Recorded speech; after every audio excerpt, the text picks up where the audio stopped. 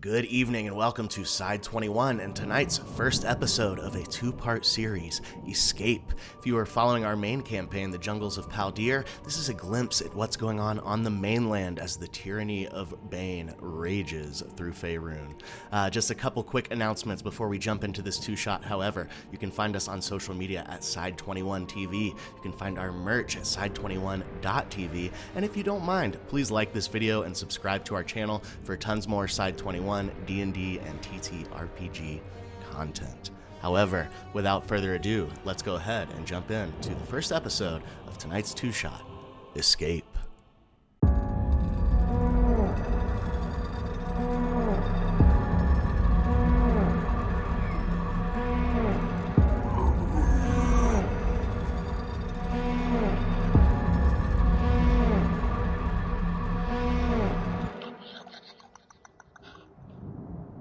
Our story begins with the flight of a frightened seabird, possibly high above Faerun, rapidly beating its wings north through columns of black smoke.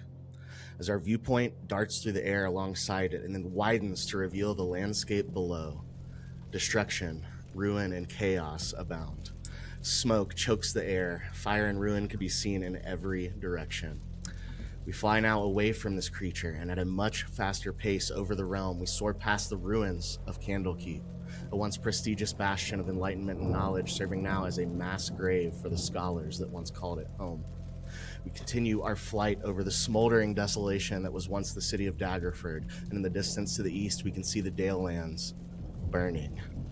We cut north now to see the proud city of Waterdeep, with massive chunks now seemingly ripped from its exterior walls. Inside, entire wards turn to rubble. Massive waves crash in off the Sea of Swords, hammering what's left of the city as if nature itself is raging against some new force.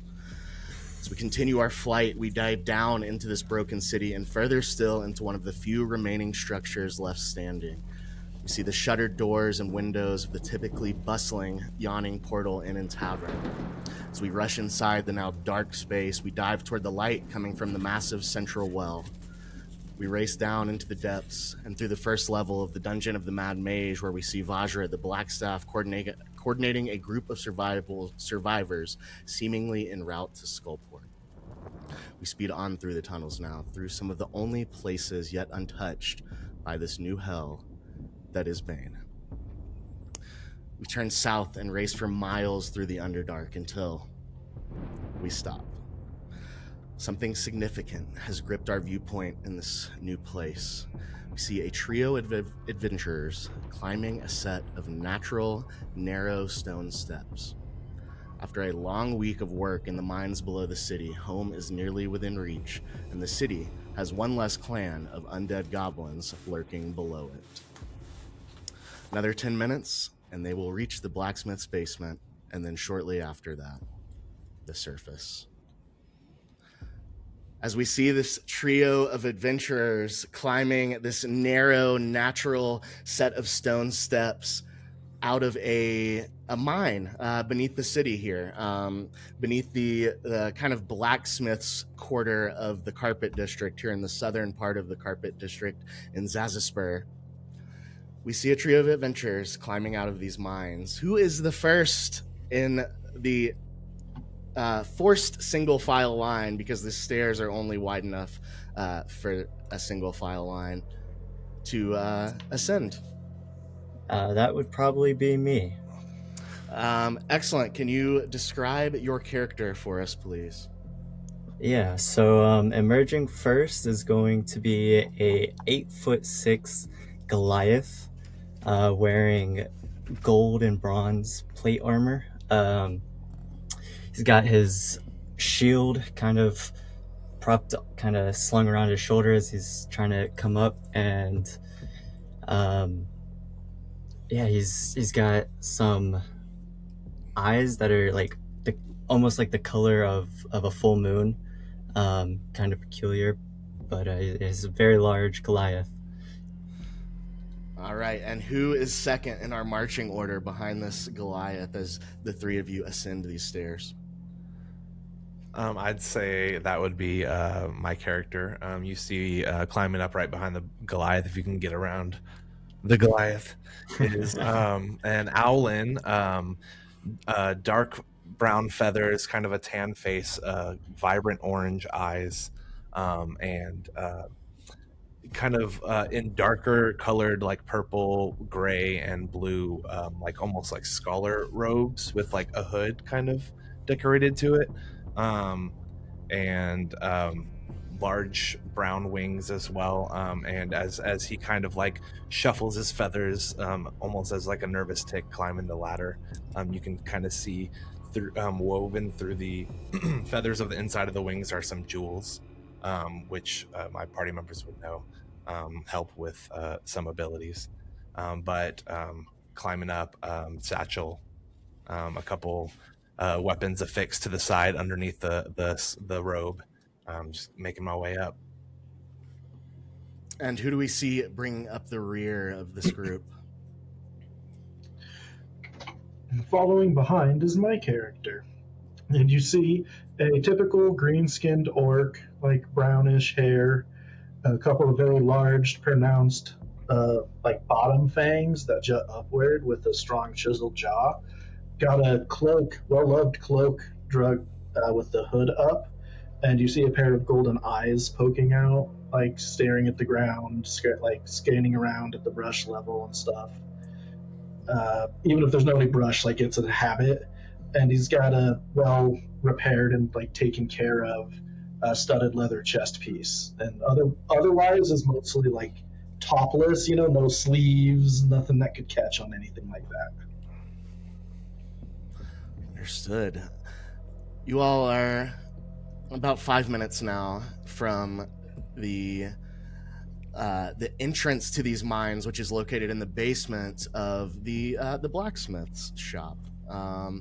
You guys have been down here for about a week. You got a long rest just before making your way back up the long trek of these stairs. We kind of see you now at a perpendicular angle as you guys, ascend this narrow staircase in single file above this like chasm between the level from whence you came and the basement door to which you head. But yeah, you guys are ascending the staircase now. What would you like to do?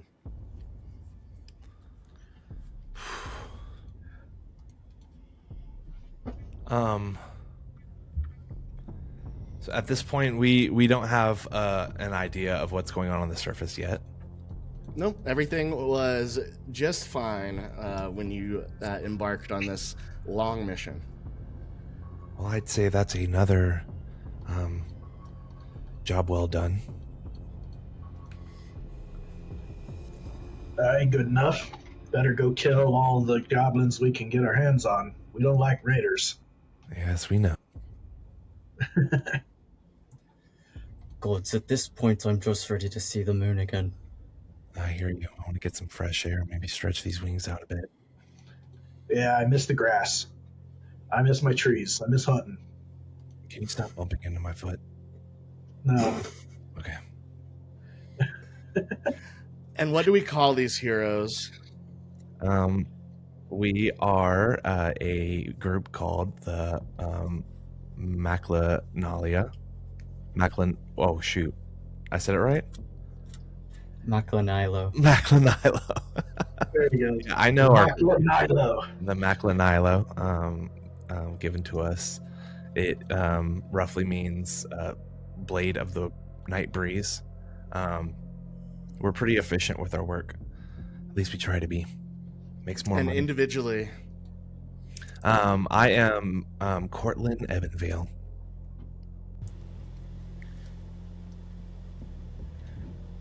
Boy. Right, I'm Arathor Stonesun. And I am Kale the Bulwark. Lovely. As you guys continue up the stairs here, you're now, maybe about 40 feet or so left of staircase. Everybody make a perception check for me as you near the ceiling of this cavernous space. First roll. First roll. I got a 14. Ooh. 25. I rolled a 3 on the die. Dang. Natural 1 for a 4. No. I rolled 25. A 25. You're kind of in the middle of this pack, but a little more focused than the rest of those around you. The first thing you notice is the door that you came down when you first descended down this very same staircase was kind of like a trap door style situation. It had one of those circular gold door handles that you pulled up and kind of ascended down the stairs. When you're looking up, you can see, however, where that door was, it looks ajar. It looks like there's a little bit of light coming through on either side. That's the first thing you notice. You also, as you guys start to get closer and closer, begin to hear some things. The first is you can hear the sound of fire in this place. And you start to hear what sounds like panic. You hear screaming voices. They sound really far off from where you're at, but you're just getting the sense. And the other thing is you smell smoke, burning wood. You smell the smell of like roasting meat, but in a more, it doesn't smell right. It gives you an uneasy feeling as you smell it. It just smells like a smoke or a fire that's giving off that thick black smoke as it's burning both, some kind of oil or fat as well as structure. And yeah, you get that kind of vibe. And the rest of you to a lesser degree. Kale, there's something wrong. What? The door, it's never closed. Or never open. Do you smell that? I was just gonna say, did you smell that smoke? It smells like a forest fire, but worse. Get up quick. Rush up, trying to get out the door. As you guys race up the remaining 10 to 15 steps, and yeah, you see now as you get very close, it appears as if what was once a door to the inside of a structure is now an ajar, kind of like plank of wood just covering a hole in what looks like it is leading outdoors. As I rush up, I'm just gonna brace with my shield and try and bash through it. Make a strength check. Oh, come on, brother. All right. Strength. Come on, strong boy. 17. Ah, nice, very nice. With a 17, yeah, you're carrying a shield? Correct. Yeah, so you grab that shield and rush up these remaining stairs, thrusting the metal of your shield into this wooden plank of sorts that's covering the hole that was once a basement door, and you see the fire.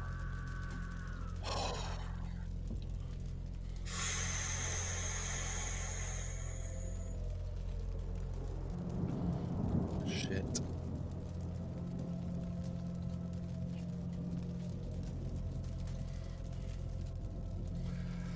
You guys emerge into the South Carpet District. What once was a basement door, the structure above it completely destroyed now. You look around you see stone from both walls and structures, wood, debris scattered amongst you. The air is thick and choking your lungs with smoke. You see the once proud statue that stood in the middle of this kind of square here, broken and destroyed on the ground. You can see flames, licking the sky from the structures all around you. Everybody make another perception check to see what else we see here.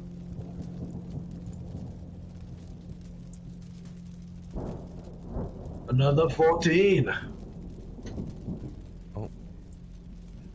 Around a 24. 17. All of you getting every bit of what I just described. The 17 and the 24 you see to the left side of the statue over here, there's some kind of cracking stone. It's cracked stone where it should be worked stone. Here you can see that there's these natural looking cracks coming out, and what looks like fire and melted stone, magma of sorts, kind of existing in those cracks. You can see what looks like some sort of arcane circle drawn around that space. Beyond that, on this side, you see that this leads what looks like to an alleyway back here. And then glancing over here to the right, you can see that there is a break in the wall here that leads further north from the area that you're in what you would know to be the Garden District. As you look around with this 24, everybody make a, I will say, I think, insight check here. Okay. 21. Natural 20 for a 27. Nice. Well, I'm not very insightful. I only got 9. Natural 20. You look around, and you guys are no slouches. You are seasoned adventurers. You have thousands of, maybe not thousands, but dozens of victorious missions under each and every one of your belts. Feels like you look around at the destruction, and it is at a level that is staggering to all of you. I think the primary thought here with that natural 20 is whatever did this is beyond this party's capability of solving in this moment. I think with a natural 20 on insight here, you should leave this area. You would also know that you as a group are the proud owners of a sailing ship. You keep it not docked in the harbor, but docked in a cove, kind of around the corner from where the harbor is. With a 24 perception, natural 20 on insight. Getting to that ship,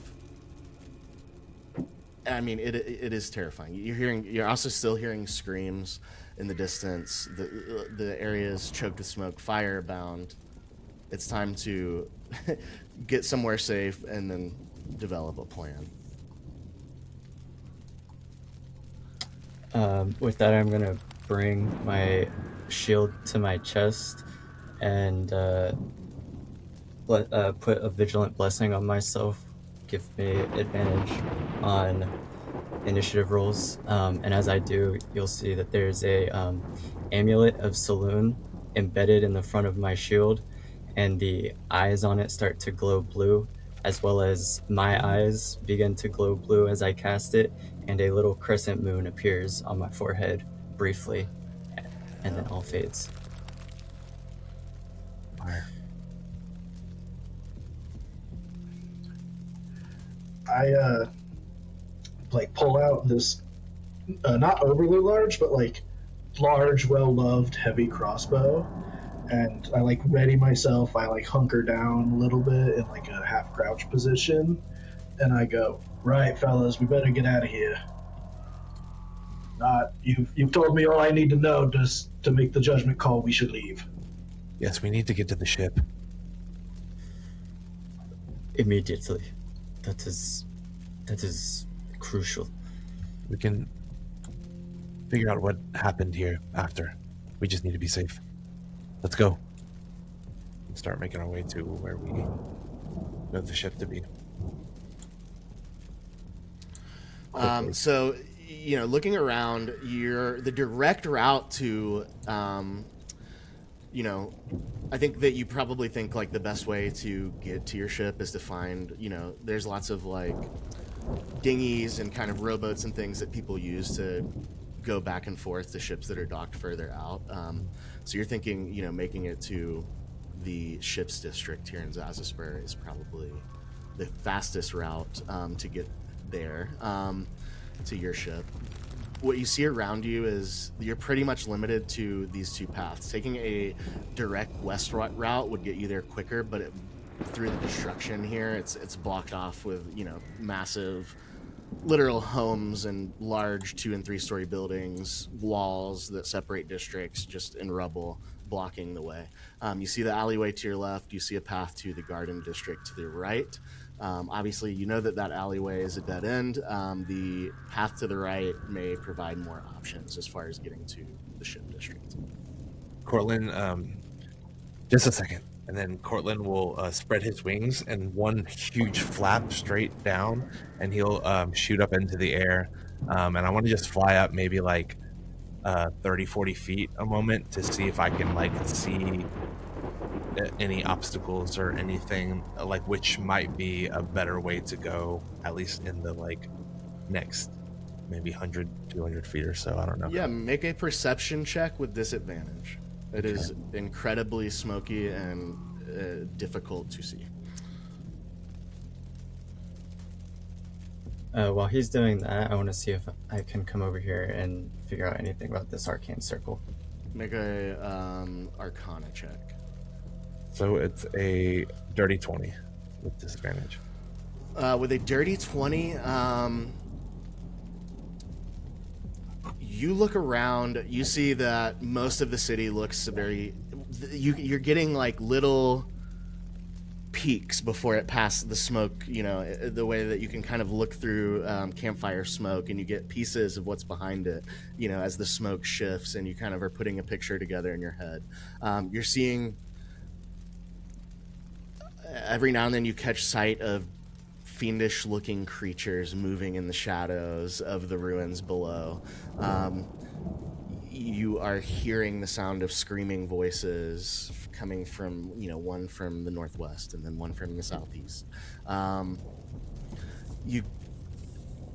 You can definitely see that there is a path forward through the garden district if you make your way to the right. It does look as though the way to the left is a dead end. And I will say this, you can see that it looks like there are figures in the alleyway, but you can't tell what's going on exactly. What'd you get on the Arcana check? 5. You're not sure. Yeah. You can tell that there are arcane markings on the ground. Does anybody here speak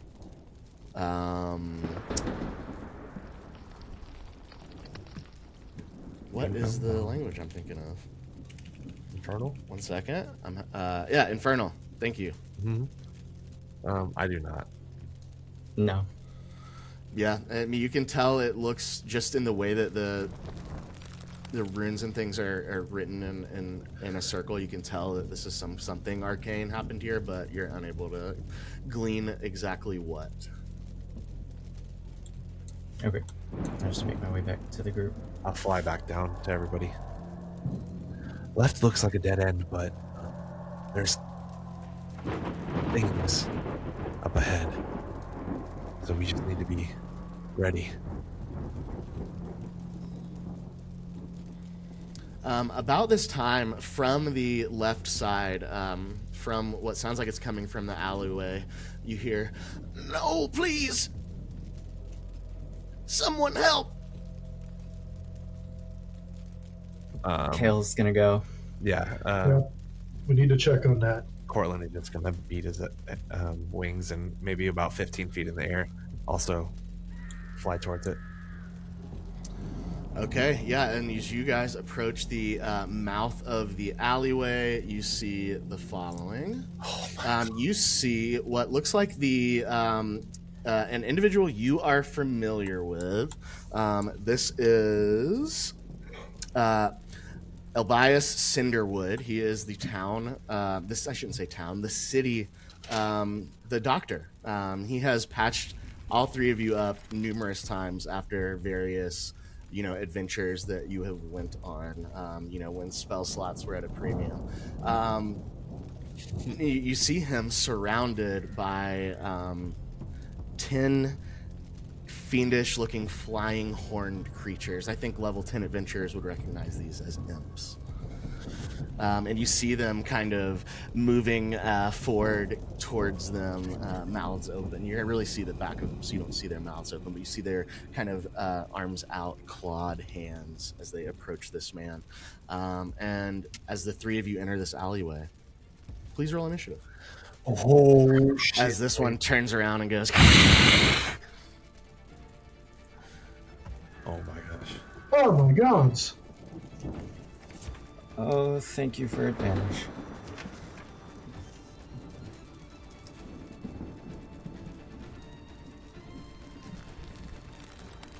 I think I have advantage on initiative.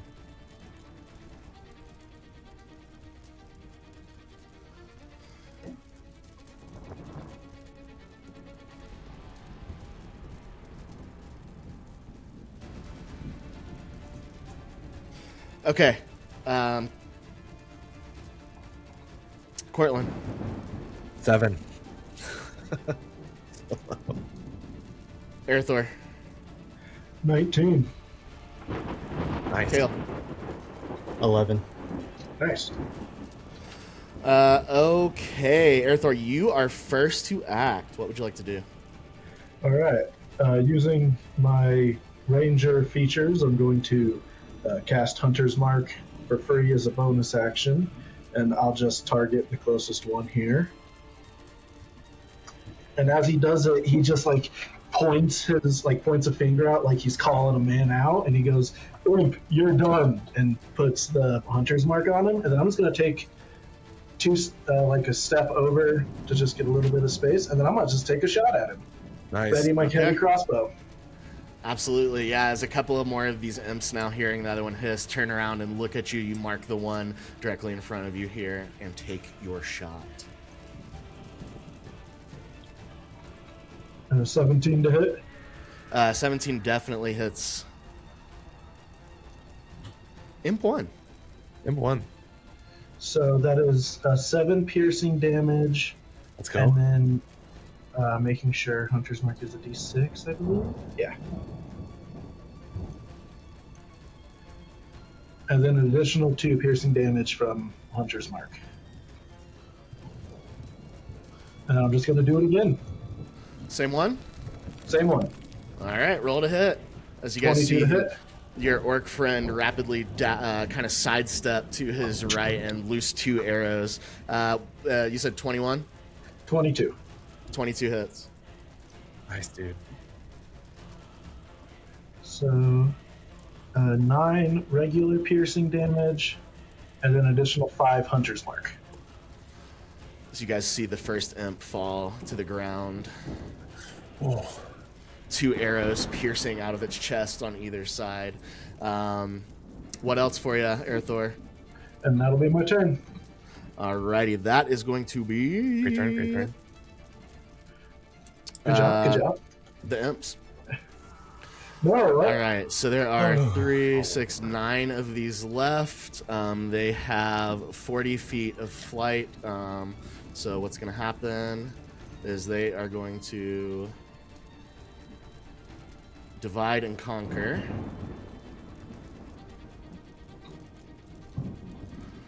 So each of you have 3 of these guys on you. I'm going to roll a single attack roll for each set of 3, and that will be their attack. Okay. Okay. Okay. Yeah. So you see all these imps immediately ditch this doctor, seeing one of their homies go down, and swarm the party. We're gonna start with the ones on Arathor.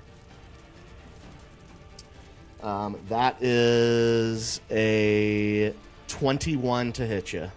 That will hit. But DM, I do have a random question because What it's you got? not the same. But it's a different ranger feature. I have defensive tactics, so I have Okay. multi-attack defense. When a Okay. creature hits me with an attack, that creature has disadvantage on all other attacks against me that turn. But I don't know. I don't know with the group mentality. It's fine. That will not affect because they're all taking a single attack against you. Cool. Yep. Just wanted to make sure. Okay. So, yeah, give me 1 second to calculate damage. That is.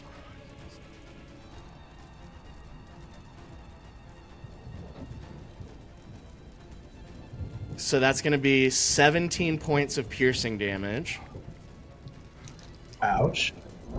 Oh! And quick math.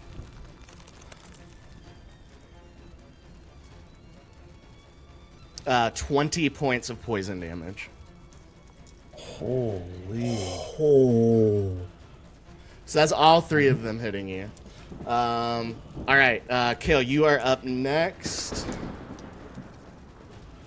Ooh, that is not gonna hit you. That is a 7 to hit. Nope. So you have your shield up, and these imps, you are just scraping their claws against your shield. And then finally, we've got Cortland. That is a 15 to hit you. Misses. Oh. All right. That is going to end our imp's turn as they swarm you. It's like having a swarm of these hellish demonic bats just all overhead, swiping claws down at the lot of you. That is going to be Kale.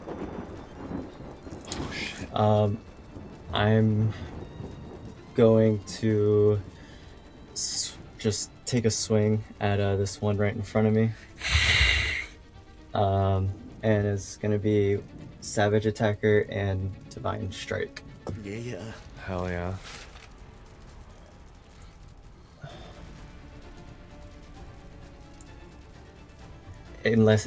Except it won't, because that's only an 8 to hit. An 8 will miss this tiny fiend. Okay, then as a bonus action, I'm going to Healing Word our orc friend over there. Sure. Nice. It's only 15 feet away from you. Easily done.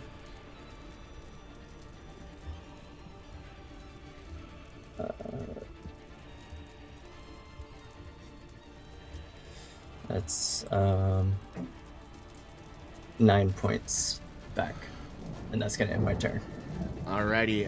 That is going to bring up Cortland.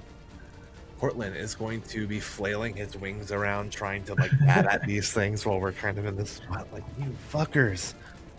And he is going to, let's see, as he's flailing around with one of the flails and spins, he's going to pull out the short sword from his under his cloak and swipe at this one right here.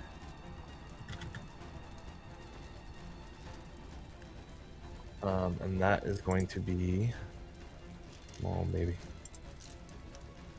a 15 to hit. 15 hits. Nice, let's go. Okay. And that's sneak attack because he's within 5 feet of a guy. You are flanking, that's right. Whew. Okay, so I am going to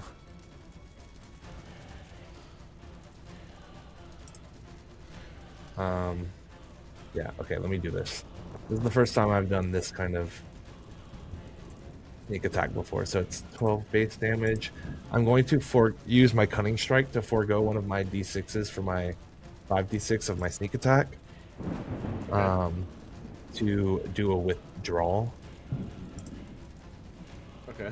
And so let me do, it's 12 plus, and then 1, 2, 3, no. Oh, 3 dice. Okay. 1, 2, 3, 4 d6. So let's see. Just math, 12, 13, 25. Okay, so that'll be 25 piercing damage on him. And then withdrawal says that I give one of my d6 immediately after the attack. You move up to half your speed without provoking opportunity attacks. And I'm going to make my way. That would be 15 feet. I'll do one. Just go straight south. You got it. And What then else for your turn? I will move a little bit more south, like 15 feet. My actual movement, Okay. and that was that.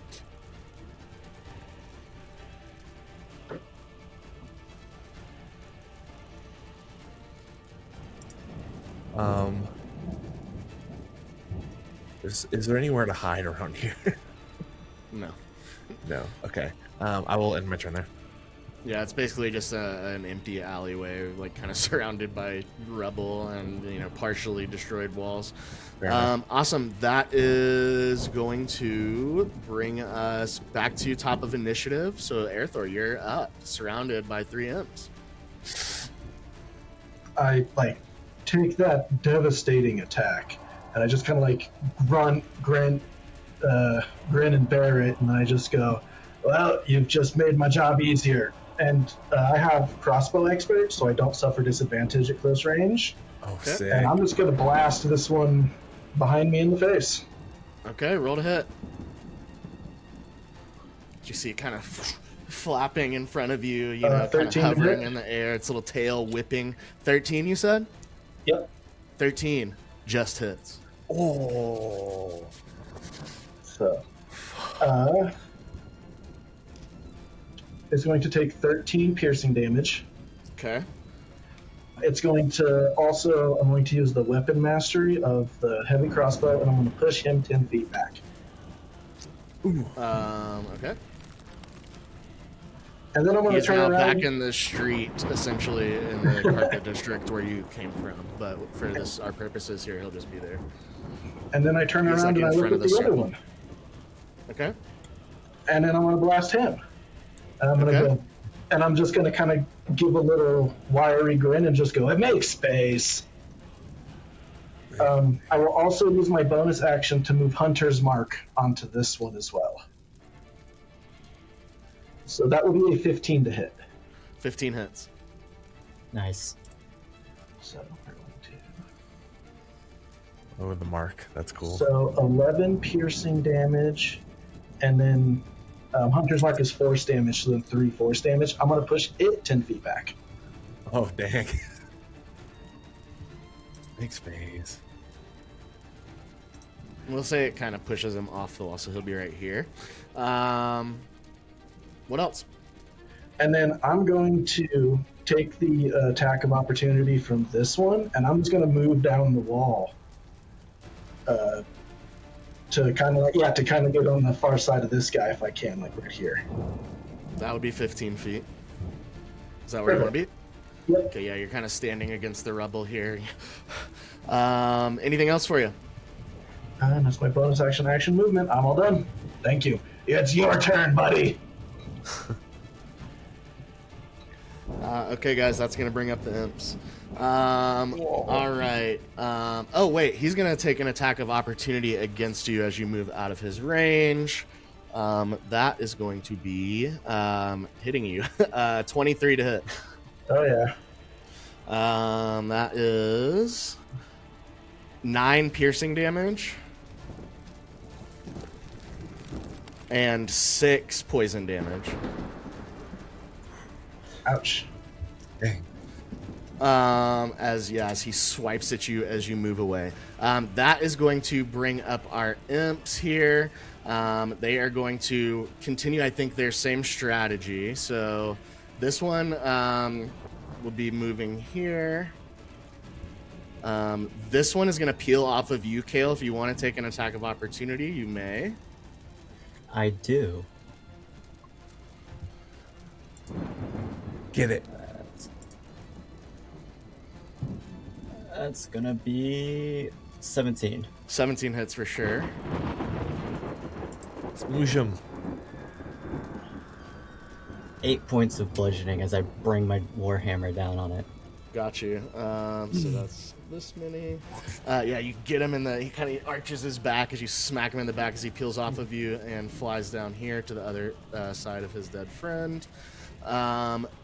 This one is going to leave your range as well. So, but you only can do it once. It's going to fly down here, and this one's going to do the same. And now instead of 3, it's just 2. And they are going to attack. We will start again with Airthor's 2. Is it 3 because this is Oh yeah, how don't this works? forget about the one up top. Oh yeah. He's gonna fly down to you.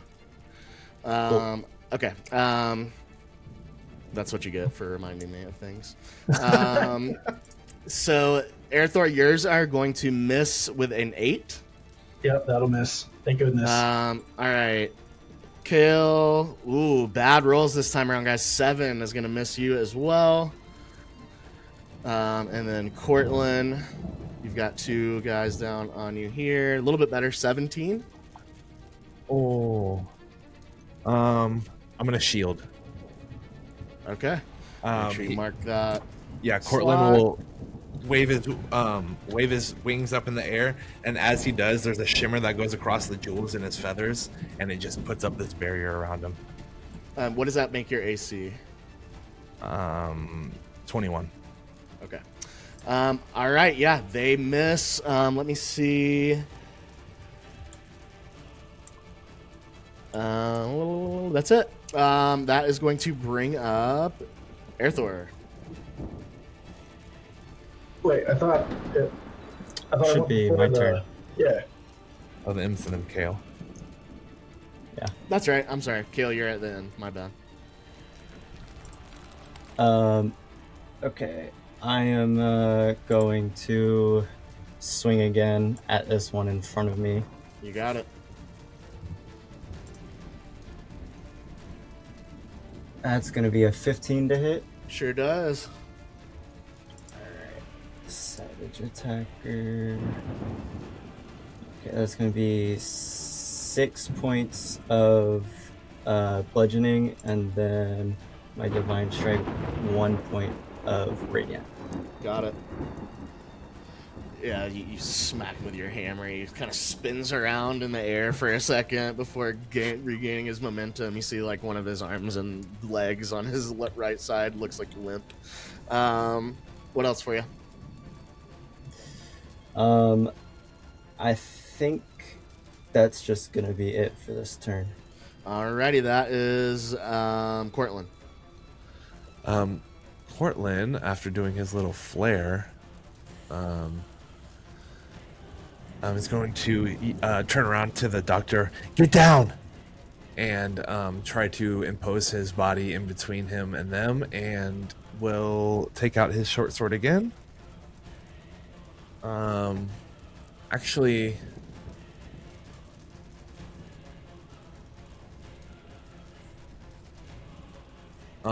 this is fine. I think it's gonna actually disengage and move to this position right here. Okay. So that's 5, 10, 20 feet. And then use action to take out a short sword and lunge for this one. So he kind of just does like a, for flavor, does like a little wing hop where he like does one like little super jump kind of thing up over these guys. And yep, attacking with the short sword at the one that's looking at my homie. So you bonus action to disengage, right? Yeah, disengage, and then I'm attacking him with the short sword. It's a 27 to hit. Definitely. So that will be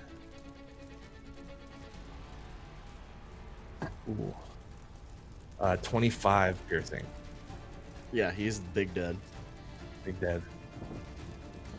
Yeah, you like basically, you stab this guy like straight through his back. As you're a sneaky individual. You kind of, you've got your wings and you're cloaked, kind of to, deceptively move amongst these things. And as this one is looking at Airthor, you're able to just kind of like roll through and under the crowd of the two in front of you and get this guy in the back. And then I'm going to, if I disengage, does that mean I can't take opportunity attacks? Opportunity attack is reaction. Disengage with cunning action is a bonus action. Right. So I mean, like, if I can't, like, could I bonus action reaction or not incur an opportunity attack? No, that you can't do it twice.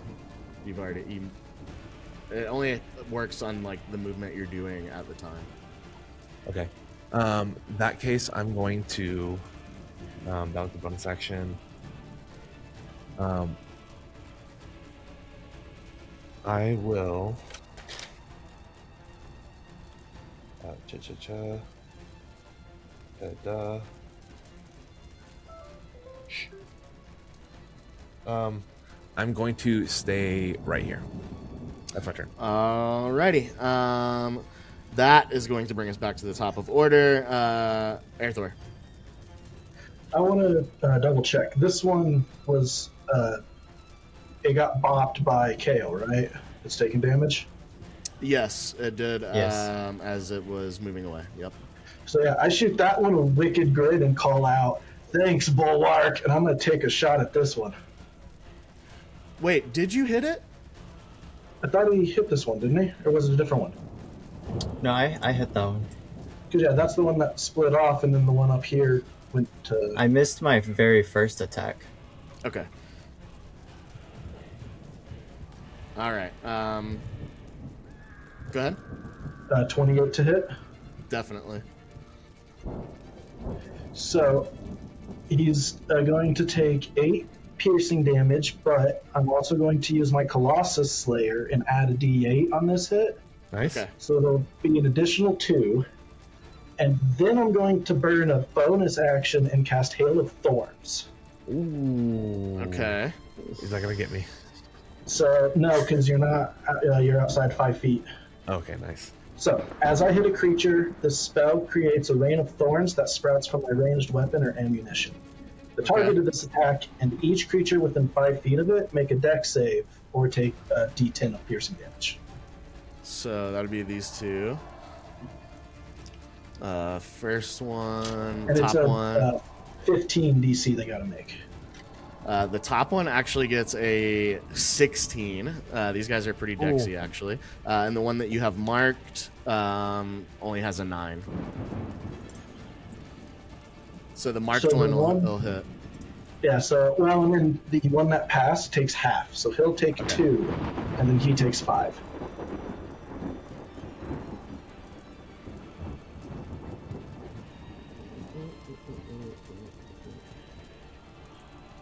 Okay.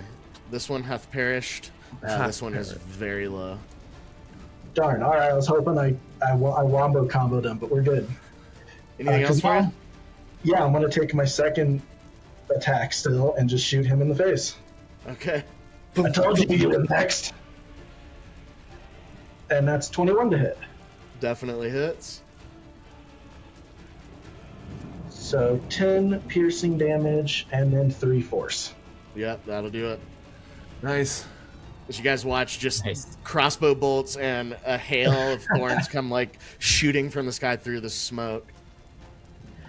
It's like, and I just call out and it's like, there we go, lads. I appreciate the support. Had to clear out some of these riffraff. There's a couple more. And then I so still wait, have Mike. my movement. I'm just going to take my 30 feet of movement and go straight across to reposition a little bit. Yeah, you got it. You move across the space. Anything else for you? And that'll be my turn. All right, that is going to be the remaining imps. We will have 1, 1, and 3. We'll start down here with Cortland. They are going to attempt to hit you. It's a 15 to hit. Miss. Just missed. All right, Airthor. That is a natural 20. Oh, man. Yeah, magic, that- but I'm not. Silvery Barb's magic. That is going to be 14 points of piercing damage. Oh no. And 12 points of poison damage Oh, strong. Oh, that hurts so on bad. the crit. And then moving up to Kale. Oh my fucking god. Natural 20. Why are you like this? Nice job. Okay. Despite the rumors, So- we're happy for you. Yeah, despite the rumors, that's an excellent roll. You did that. That's a 1 in 400 chance, man. Great job. And everything. So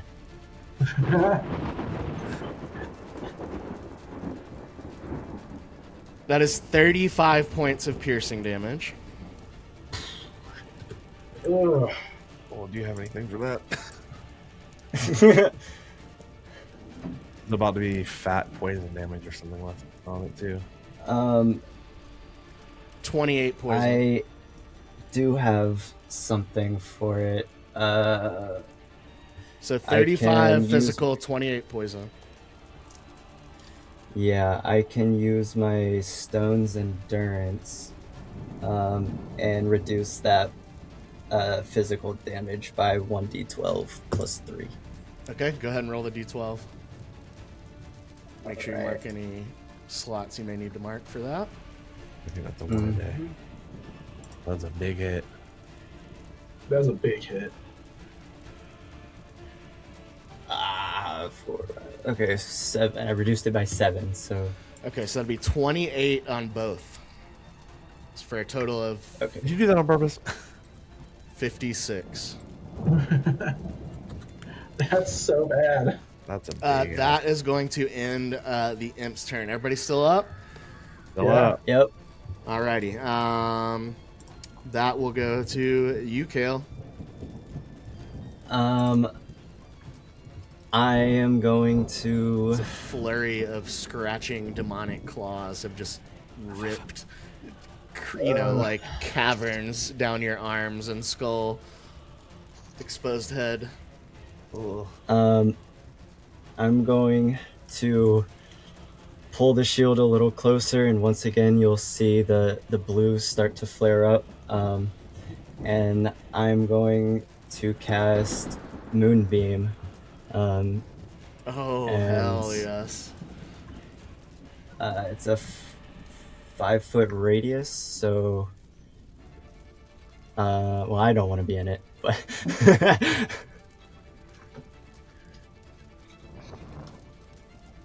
Do you want to move so you get all three of these guys, or how do you want to do this? He said it. LOL. He said it. We win. So- Not like that.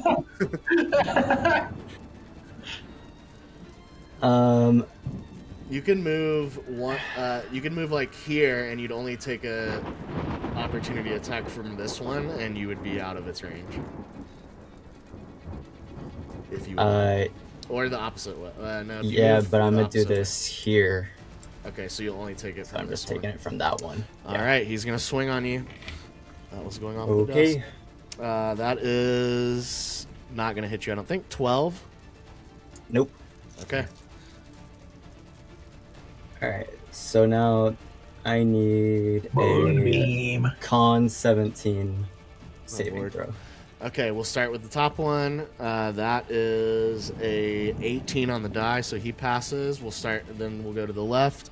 That is a 9. I'm assuming that's going to be a failure. And then the Failure. bottom guy is 15. Failure. Okay, so the bottom two failed. The guy that missed his opportunity to attack on you succeeded. Yeah, so he'll only take half. So it's gonna be Nice, thank you. 10. Only 10. Well, I guess if he damage. dies. 10 radiant damage, sorry. And then halved for the guy up top. Got you. They're all still up. This one in particular is looking very, very rough. What else for you? I think that's it. Just brace myself for the next round. All right. That is going to be Cortland. Cortland is going to use no way.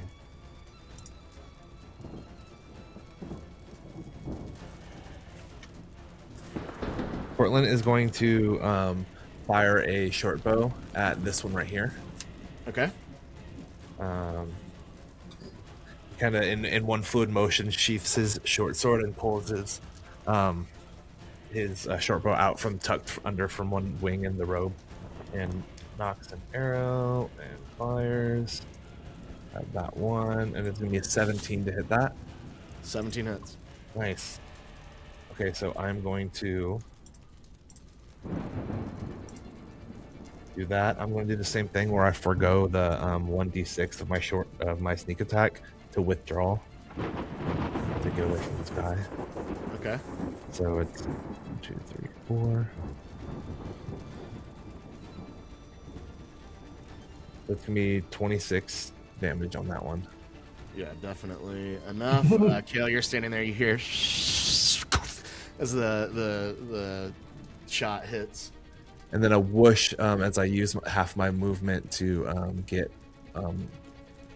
in the air 15 feet, and then I'm just gonna kind of move over here, like in the air a little bit, out of reach. That'd be 30 feet. Okay, yeah, perfect. I'm good. And then that was my action. My bonus action, I'm going to do nothing. That's it. Alrighty, that is going to end the round. So Airthor, you're up. All right, second verse, same as the first, and I go make space, and I'm gonna shoot the imp closest to me. Rapper. Yeah, make space. That was a nat 20 for a 32 to hit. Yes. 32 just hits. And this was a very disappointing crit, but it's still 11 damage. This one has yet to be hit, so that will be the first damage on him.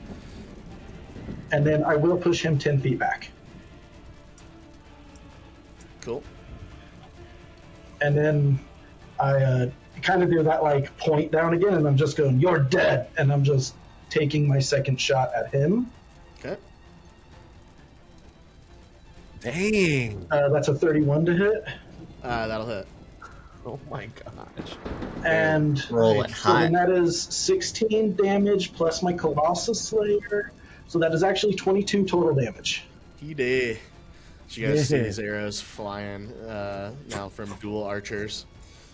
And then I smirk at this one and give it a hunter's mark. Okay. Because it's good for an hour, so I can just keep moving it around as long as I kill people. And then I'm going to take my 30 feet of movement speed, and I'm going to come right up underneath, technically underneath, but like, basically here for the group. Yep. All right. Cool. That is the end of your turn, and we'll bring up our imps. Okay. This one is going to fly here. No. This one is going to fly here. And this one is going to fly here. So each of you will get one attack here. We'll start with this one here on Cortland. That is probably a miss, I'm guessing. 10 to hit. Misses. All right, Airthor, you're up next. That is a little bit better. A dirty 20 to hit. Yep. Really bad damage roll. 4 piercing. And 4 poison. All right. 2 bad damage rolls Couldn't in a been row. much worse. And then this one's going to swing on Kale. That is a 17 to hit. That's gonna miss. Gonna miss. All right, that is going to end our imp's turn as they look almost panicked now, seeing their numbers then hissing and spitting, and you can see as they hiss and spit, the flecks of spit that are coming out of their mouth are almost evaporating in the air as they're just tinged with little bits of flame. That is ending the imp's turn. You got something? I need that one that to make another saving throw for me, ending its turn in the Moonbeam. It's a con save? Or a dex save? Con 17. That is 15 on the dice plus 1 for 16. Oh, Nice, dude. So it's gonna take 15 radiant damage. That will do it as it foolishly stays in the moonbeam and just kind of evaporates into radiant dust. As I'm pretty sure. Oh no, they're not. Interesting. I was curious. I was like, No, they're not vulnerable to it. Radiant. Okay. That is the end of their turns, though. That is now Kale. I'm 2 left. swinging at this one in front of me with my hammer. That's gonna be 16 to hit. 16 hits. Okay, and that's gonna be 10 bludgeoning, as well as another 4 radiant. Nice. Yeah, that's you smack it and it just goes spinning out of the sky, smacks into the wall of rubble behind it, and crumples into a pile at the edge of the wall. And that's gonna be my turn. Alrighty, that will be Cortland. Cortland is going to, on the way back over here, he kind of slung his bow back over and tucked under the wing, and then grabbed onto his short sword. And then as soon as he got still, he did like a wing spin with the blade, and just like trying to cut straight through the middle of this thing. Heard. That is going to be a 14 to hit. 14 just hits. Oh my gosh, nice. Whoa! So close. We're up in the air, so I don't get the god dang.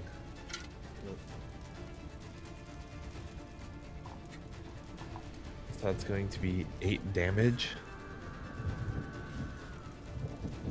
I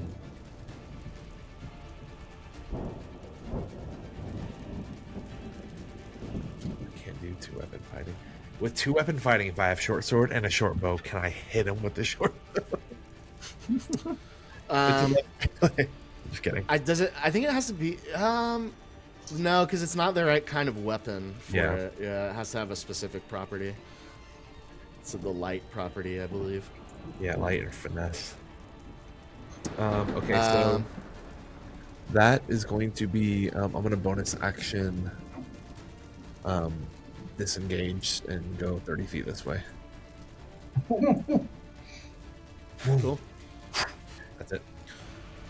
All right, that is going to be Arathor. As I'm racking my crossbow bolt, I'm just like, you guys are making this too easy. And I'm taking my shots. Okay. Does a 21 hit? 21 definitely hits. So I will use my Colossus Slayer as well, since he's taken damage.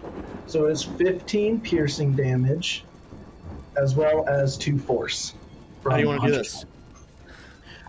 Just like, literally like hunting, I just want to shoot it right through the neck. The spot where if I went to skin it, it would have the least amount of effect of wounds on the body. So just like a perfect precision shot right through its neck. So yeah, you guys watch as this final arrow pierces the throat, the soft part of the throat right here below the Adam's apple. It goes right through there, and you see him just kind of grab at his throat. Kind of more of that spit and fire comes out before he perishes and falls to the ground, bringing an end to this first combat. I'm gonna like clap him on the back as I see the arrow, and then quickly make my way over to the doctor and drop concentration on Moonbeam. Same. I'm gonna whoosh right over to the doctor as well. I'm You're going right. to walk over as I use a second level cure wounds on myself. Okay. Try to regain some HP. As you guys move away, you see all these imps slowly just kind of burn and turn into like embers before dissipating. As we're walking over, Cortland looks over at Arathor. Those didn't give us much trouble, but don't get too cocky. Something about this is very, very different. Oh, you see as this guy kind of starts to stand back up. Thank you so much. And he kind of reaches into his jacket and he pulls out he pulls out two kind of vials of red liquid that he has, kind of similar to like a watch salesman, like a shady watch salesman that has like the watches on the inside of their jacket. Seems that like he has, as a doctor, like custom made lining of this jacket that holds these small vials. He passes you these two small vials of red liquid, and he also hands you a what looks like a scroll. And he says, "Thank you so much. This is all I could salvage from my building, but I want to give this to you for saving me." And he says it's two common healing potions, and the scroll is a mass healing word. If one of you are capable of casting it, and it is in common. Mate, what is going on here? As I kind of take the stuff from him. Yeah, mighty obliged, but what happened? Everything was fine this morning, and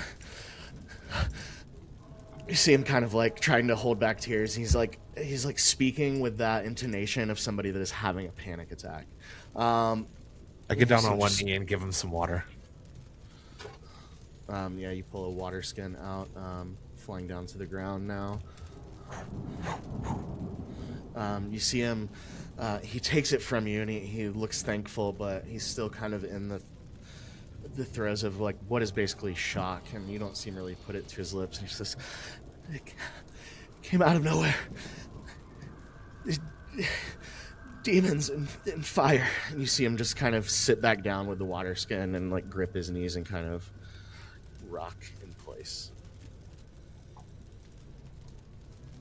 Everybody make a perception check here in this moment. We need to get you out of here. Not 1, but it still wound up being a 12. 21. I rolled in that one as well. Oh no! Kel, in this moment, you just barely hear it. You can't see it through the smoke. You hear the sound of somewhere above you before it fades from your hearing again. And you guys can all kind of make a, I guess, intelligence, or I'll even allow wisdom here. Or if you guys have any thoughts of what to do with this guy, also feel free to explore those on your own. I wouldn't mind a little wisdom check. Yeah, I guess I'll take a wisdom check. Nope, I got a 10. Well, as well. I was like, all right, man, you better get out of here. Dirty 20. 3, natural 1. Kill, you seem to be, after this encounter, you know, the least kind of still in it. You're coming into calmness and thoughtfulness a little more quicker than your fellow party members in this moment, and you kind of think like, I think that you can think of two possible scenarios here. The first one is that you take this guy with you through whatever you're about to go through. Or you can stash him where you just came from. That's really kind of the only two options really coming to mind in this time. That's the only thing I could think of, was to stash him there. Right, well, is that what we should do then? I mean, we cleared out I the don't think space. he should travel with us. Can you walk? You did see him standing a moment ago. He's just kind of like looks up at you and just gives the slightest, barely acknowledgement of what you're saying, of a nod. If we put him down in the cellar, he will at least be safe. I don't know if we can take him the whole way out.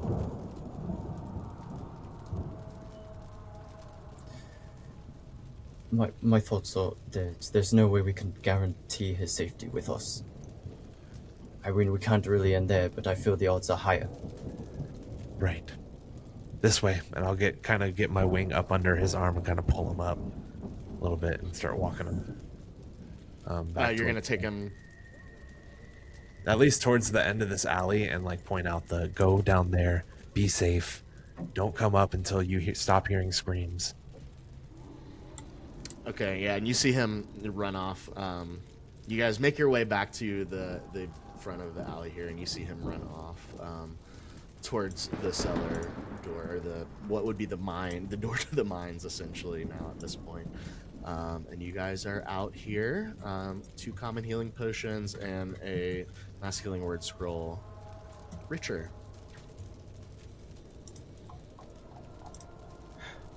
All right, fellas. Good deed done. We should hightail it. Let's get out of here. Start making our way towards this right. Now that we're passing this arcane symbols again, I have a little bit of studies from Candlekeep in arcane nature growing up. Do you think I can kind of like give it a once over and just see if I can further glean? Absolutely. Make an arcana check. Okay.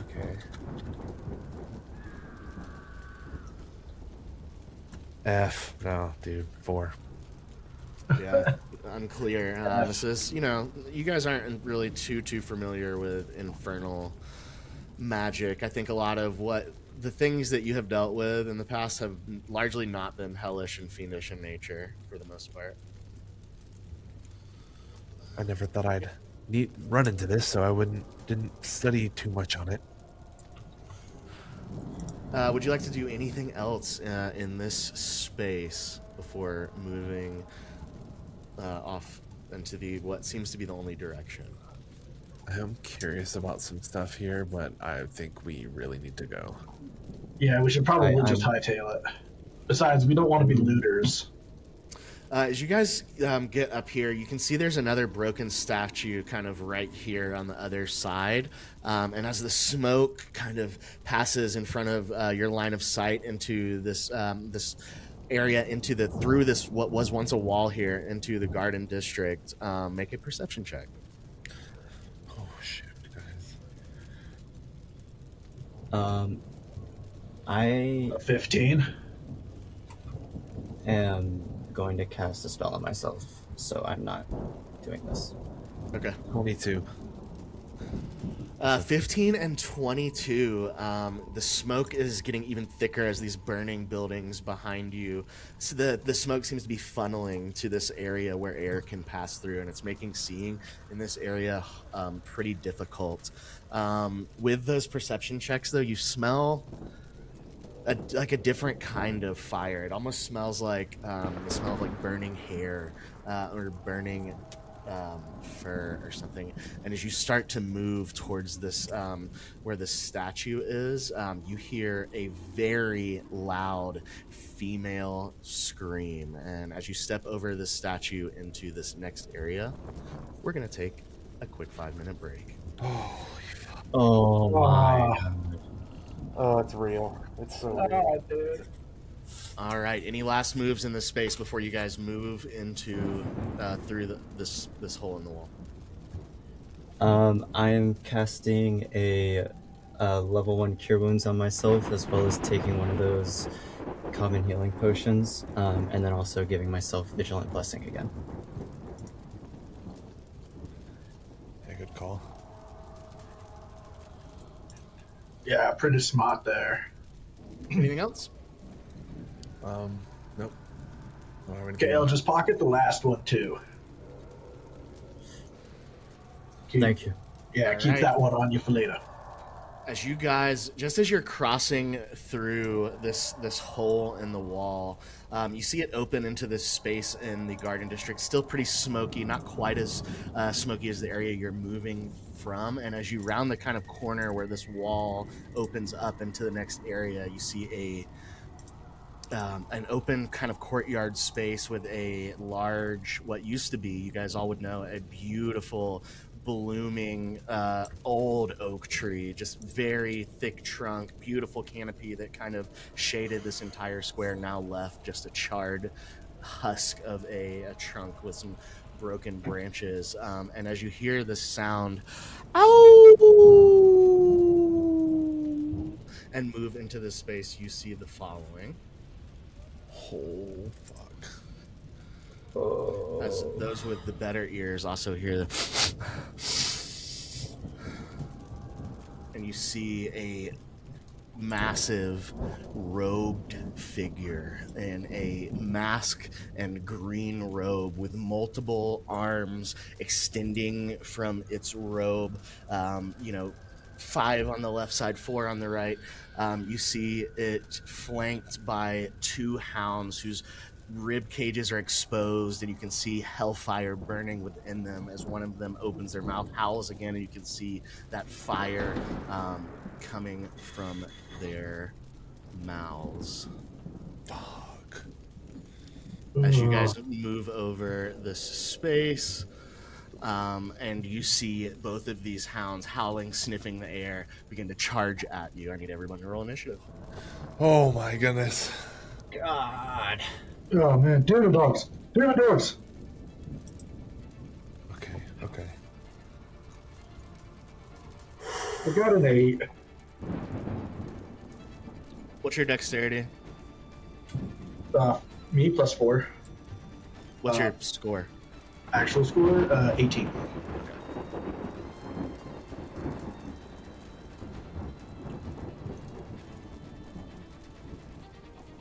Kale? Natural 20 for a 21. Nice. Cortland. I also got a 21. Rollies.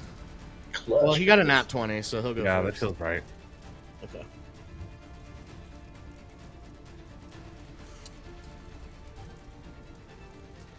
Oh, fucking hell, man. Oh.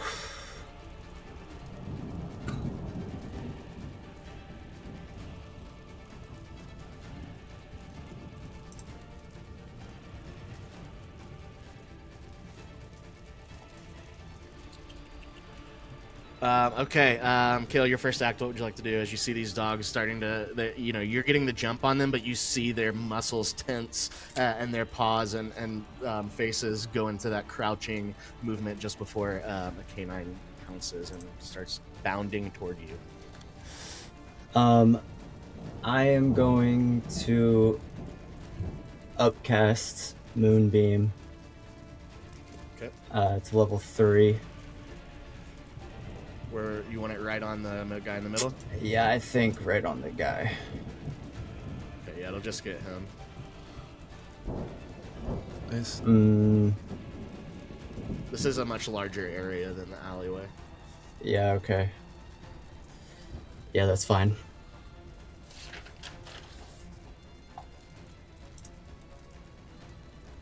So I need a Constitution saving throw. You got it. As this fiendish-looking, massive creature kind of looks up at the sky as this moonbeam comes down. It's a con save, right? Yes. 17. He passes. Dang.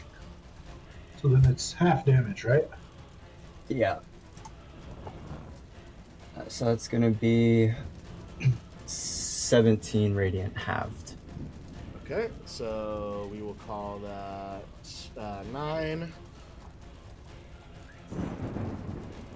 What else for you as you guys watch this area kind of illuminate now as well? I'm just gonna move 20 feet forward. Right here or here? Here. Okay. Alrighty. That is going to bring up Cortland. Cortland's going to kind of get behind this like broken stuff around here, Okay. and You'll have partial cover behind that. okay, he's going to use a bonus action to hide, Okay. Roll a stealth check. and because I have Fog of With War, advantage. it gives me advantage on stealth when hiding. So I will do. Oh, that was a natural 1. That's crazy. So that's a 19 stealth. Okay, got it. And then from that hiding spot, he's gonna wait the 4.5 seconds extra until the end of the 6 seconds, I suppose, and then hop out and take a short bow attack at the at this dog right here. So you're gonna move here. Where are you moving to? I was moving to here, but then he got moved there, so I'm not sure. Oh, that's my bad. Okay, I was like, wait, did he move in the spot I was going to? Okay, so there, and then I'm gonna shoot this dog right here, the short bow. Okay. Yeah, roll to hit. All right. That's 50 feet away. Is that within your... Yes, One I'm more inch? 80 feet. Got it. So that's going to be 17 to hit. 17 hits. Nice. Nice. Let's go. 76, and then because I'm hidden, it's sneak attack. Yeah. 10.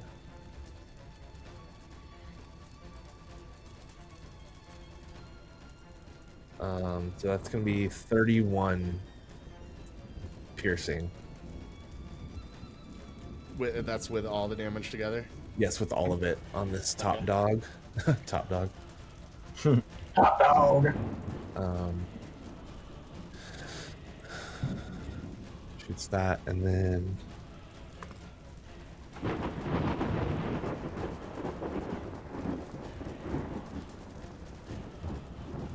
that's it. He's just gonna stay in the partial cover there and just kind of duck back down, knock another arrow. Alright, Airthor, you're up. Wow, okay. I didn't think I was going to beat anybody. All right. I'm going to take my 30 feet of movement and I want to come up over here. Like, I want to just cross in front of all the rubble. Okay. And then I watched what dog he shot, and I'm going to shoot the same dog. Alright. That one's the enemy! Down him!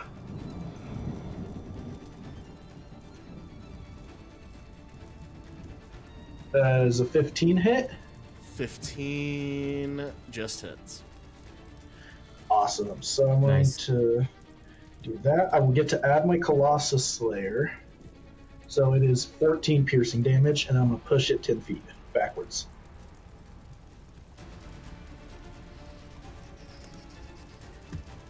What else?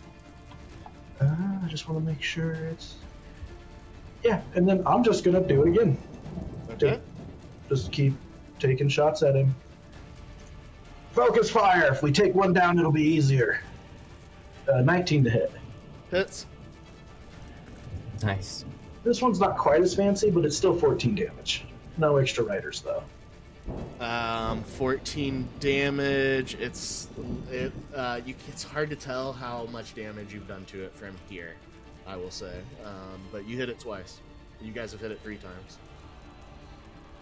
Cool. And then, yeah, that'll be my turn. All right, that is going to bring up this one. It is going to... it's got a speed of 50. It's going to go 5, 10, 15, 20, 25, 30, 35, 40, 45, 50 to here. These guys move together as well. 5, 10, 15, 20, 25, 30, 35, 40. So they're going to flank you here on this side, Kale. All right, come on. The first one, the one bottom left, is going to make a multi-attack against you with its bite. First bite is a natural 1 for a 6. Misses. Second bite is a 14. Misses. All right, as he's trying to bite you with his fiery mouth, he misses. This one is going to... I'm actually going to say he moved just to here. And he is going to use a fire breath attack against you. Uh-oh. I need you to make a dexterity saving throw, please. Oh boy. Oh boy. Big roll, big roll, big roll.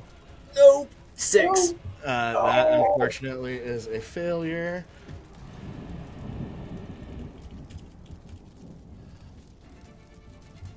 You are going to take 13 points of fire damage as this Okay. thing just breathes a cone of fire out against you. There. That is going to end our hound's turn. That is going to bring up this insane looking robed figure.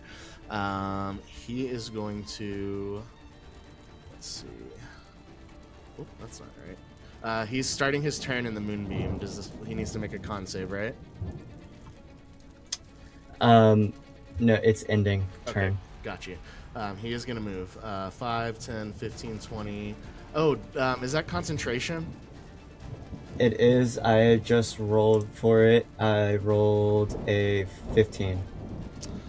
That is good. Yeah, that's half of the damage or 10, whichever is higher. So that definitely beats the damage that you took. Okay. 5, 10, 15, 20, 25, 30. He's going to move right up into your face here. And he is going to... I need you to make a wisdom saving throw as this massive, even bigger than you, green-robed, multi-armed, masked figure stands in front of you with his terrifying presence. Okay. That is a 22. 22 is a success. On a successful save, the target takes half damage. So let me roll that.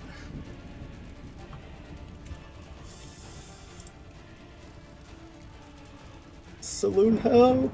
You're going to take 23 points of psychic damage, but you are not frightened. Okay. And then he is going to take his second attack against you. Fuck. Holy deal, brother. That is a 19 to hit. Misses.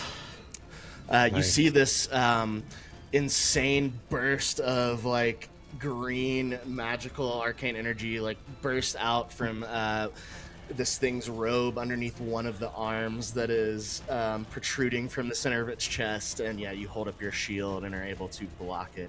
That is going to end our guy's turn here, bringing us to the top of the order. Kale. Do something, brother. As a bonus action, I'm going to take a greater healing potion. Okay. Be the bulwark. 44 plus 4. Ooh. Before you do that, I made a mistake. And I'll say I'll let it go this time because I missed it, but he actually had one more attack, but he didn't do it this turn. So he has 3 attacks? Oh my god. Correct. Oh man. Okay, so that gives me 7.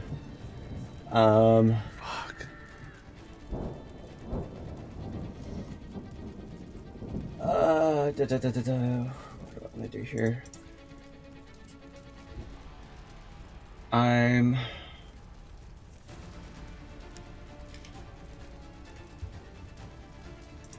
going to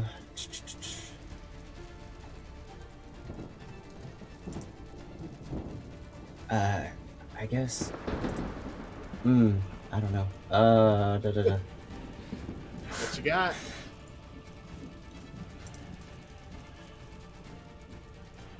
I guess I'm just going to cast a 4th level Cure Wounds on myself. Okay.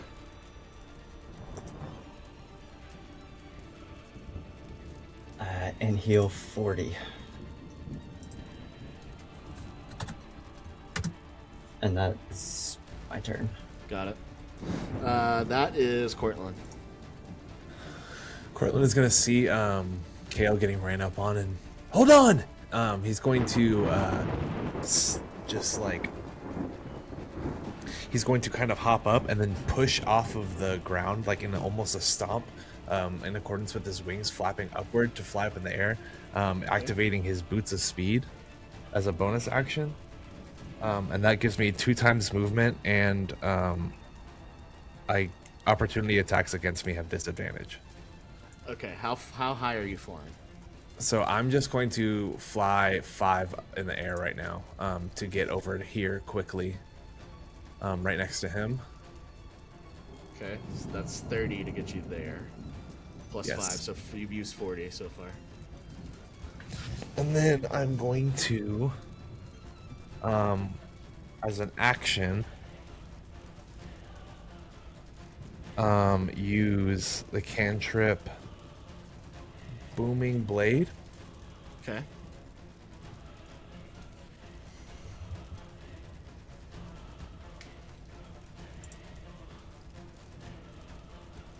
Oh, no. Sorry, Green Flame Blade. I got them mixed up.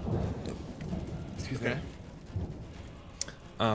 You brandish on a hit, target suffers. Okay, you can cause green fire to leap from target to target. Okay, so yeah, basically I just kind of wipe over the blade, and this green flame kind of starts to flicker off of it, and I'll take the attack.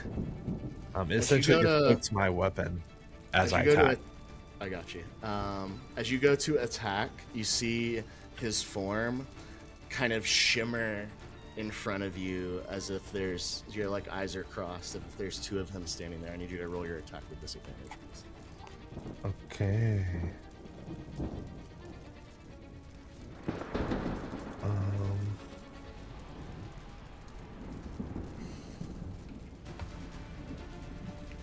Okay. I thought there was a thing that I had to get rid of that, but I would have to dig further. So it's going to be finished weapon and casting melee attack with it on the creature, so it's just does additional damage to it. So it'll be to hit a 22 to hit. 22 hits. Okay, and then that was with disadvantage. Nope. Got ahead of myself. 19 to hit. 19 still hits. Nice. Nice. So it's going to be 13 piercing damage. Okay. And 6 fire damage. Got it. Because I got disadvantage on that, I don't get sneak attack. So I will take my turn to fly up to try to get some cover from it behind this tree over here. What's your total movement that you've got? 60. And you're just 5 feet off the ground right now, right? Yeah, so I can go like 5, 10, 15, 20, 25, and then maybe 5 more up or something. So like 10 feet up here. Okay. He will take an attack of opportunity on you as you move out of his range. It's a disadvantage. Because of one of your abilities? Because my boots of speed. Okay. All right. Yeah, you'll see his like the arm that's coming out of the center of his chest. It seems like underneath, like as if from the armpit of that arm is where this green energy is manifesting from as he tries an agonizing burst on you. That's a natural 1. Ooh. God, I don't want to see hits the already burnt tree. Anything else for you, Cortland? That's all. Airthor, you're up. As I see this scuffle start, I'll just take my 30 feet of... If I move my 30 feet here, is the tree in my way? No, you can shoot under the branches. This is a tall tree. So the canopy is well above anything. Perfect. So yeah, you watch him you sling his heavy crossbow half under, in an armpit, and he just kind of does that football run over here. And then he's going to take a shot at the big man. Okay, same thing for you. As you kind of line down your sights, you see him almost shimmering in your vision. Wait. No, he doesn't have that right now. You have regular attack. Regular? Okay. Does an 18 hit? 18 hits. So, nice. As on hit, instead, I'm going to cast a 3rd level spell, Lightning Arrow. Okay. As my attack hits or misses the target, the weapon or ammunition I'm using transforms into a lightning bolt. So instead of taking any other damage, I'm just going to get to roll 4d8 because I hit. Sick. And so that is 16 lightning damage. 16 lightning. And then both of the hellhounds, because they're within 10 feet, need to make a dex save, and then they'll take 2d8 or a half on the success. Okay. And it's a 15 DC. Left one first has a 12. Is that a failure? Failure. And then the right one is a 19. So that'll pass. Okay, so what happens? So the one that failed takes 8 damage, and the one that passes takes 4 more lightning damage. Okay. So that's the first damage. This one, the one on the right, has took. This one is perished. As you see this lightning streak across this smoky courtyard. And then that was still technically my bonus action for that spell. So I have one last attack, and I'm just going to take it at the big guy again. Okay. We'll still nope, still regular. All right, covering fire Until his turn starts. So that is a 28 to hit. For sure. Nice. Dang. So then that will be 11, and then I will add my Colossus Slayer because now he's taking damage. So it will be 17 piercing damage. 17 total, right? So 11 Yep. plus 6. Yep. And then I'm going to push him 10 feet.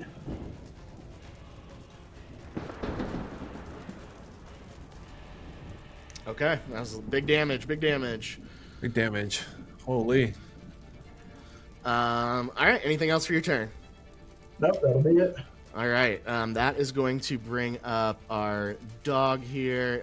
He is going to, I think he's just going to move around and get in front of his master. Do I get an opportunity attack when he's pushed out? No, you can't. Since he was pushed You don't get 10 feet? opportunity attacks from forced movement. Okay. Yeah. Okay. He is going to run up in your space here, this last remaining hellhound, and he's going to make a couple of bite attacks against you. First one is going to be a 15 to hit. Does not. Second one is going to be a 13 to hit. Even worse. Oh. So actually 15 to hit for the first one. And 17 to hit for the second one? Nope. Nope. Okay. Yeah. Misses both. That will bring up our guy. He is going to, at the start of his turn, you see the cloak that he's wearing kind of shimmer back with magical energy. After he was hit, you saw it go away, and then when his turn started again, the cloak seemed to re-energize. He is going to take a multi-attack against you, moving up one space into your space here. And this will be 3 attacks this time. Ooh. I missed something on my green flame blade too. But yeah, okay, right there next with time. you, brother. First one is a 15. Nope. Ooh. Second one is a 28. Holy. Yes. Oh, Third man. one, oh baby, third one is a natural 20. Oh my fuck. Yay. Okay, we're gonna roll the damage for the non-crit first.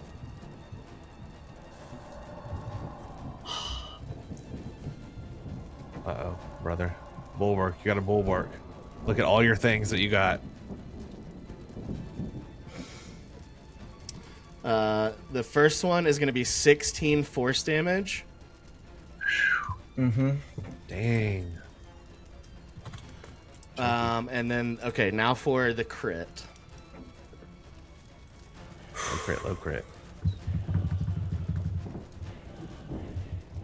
19 force damage. Okay. Oh, that could have been much worse, but oh my god, are you up? Are you all right? buddy.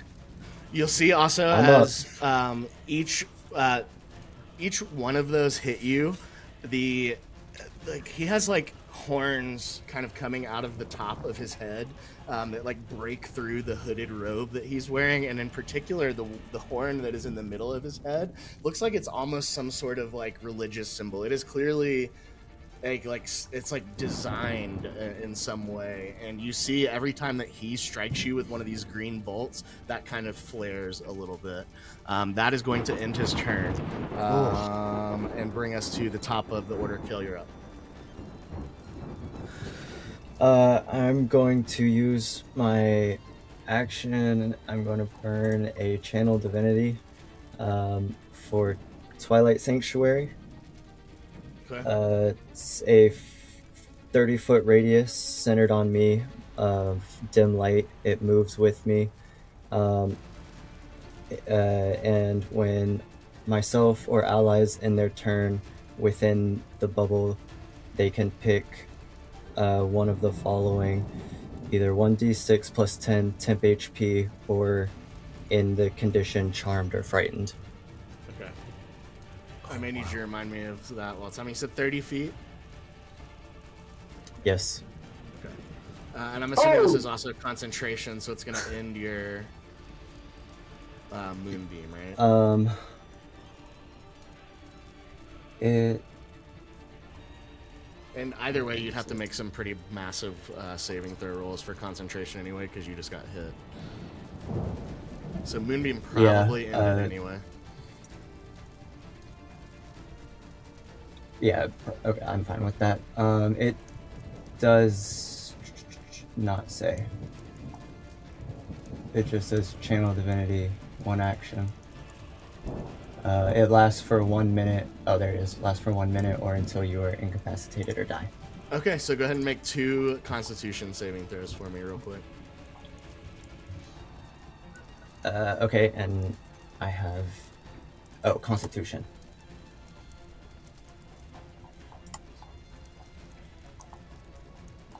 Uh, 19 and 20. Oh wow. Yeah, so your moonbeam, I guess, is still up then, over here. Yeah, it was like this. Yep. Yeah. Okay, anything else for your turn? Wait, did you cast that spell then, or you're keeping Moonbeam up? It's not a spell. It lasts for a minute. Oh, Yeah, gotcha. but- Twilight I Sanctuary see. lasts for a minute. So wait, what was the temp HP? I'll pick some temp HP. It's when you end your turn in it. Got you. Yeah, I can't really do anything else, so I'm just gonna end my turn and take temp HP. I'm gonna turn this off right now, but it's there. Okay. That is Cortland. Okay, Cortland is going to use his he's gonna fly to this area up here. Is that like 1, 2, there? So just like 25 feet, staying about where he is in the sky. Actually, no. 10 feet here. I can see this creature. Is it like as tall as the Goliath? He's taller than, Taller. Oh my gosh. like, quite a bit. Okay, so I'm instead going to use my bonus action to steady my aim. I'll just kind of rest my arm on one of these branches and pull the bow back and let one go. Steady aim gives me advantage. I just can't move. My speed is 0 for the turn now. Okay. So I'm going to get advantage on this shot. First one is a 28. Hits. Yeah, 28. Cool. Boom. So that's that. I'm going to use my Cunning Strike to forego one of my sneak attack damage dice. So I'll do the math here.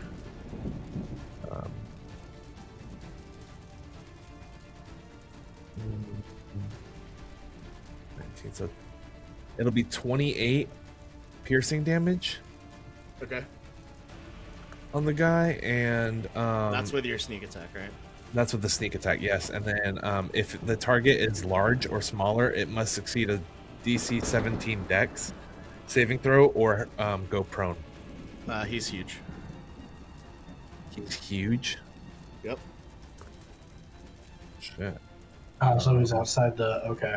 You think I would have been able to identify that he was huge and not try to trip him? I mean, I did say he was much taller than your Goliath, so.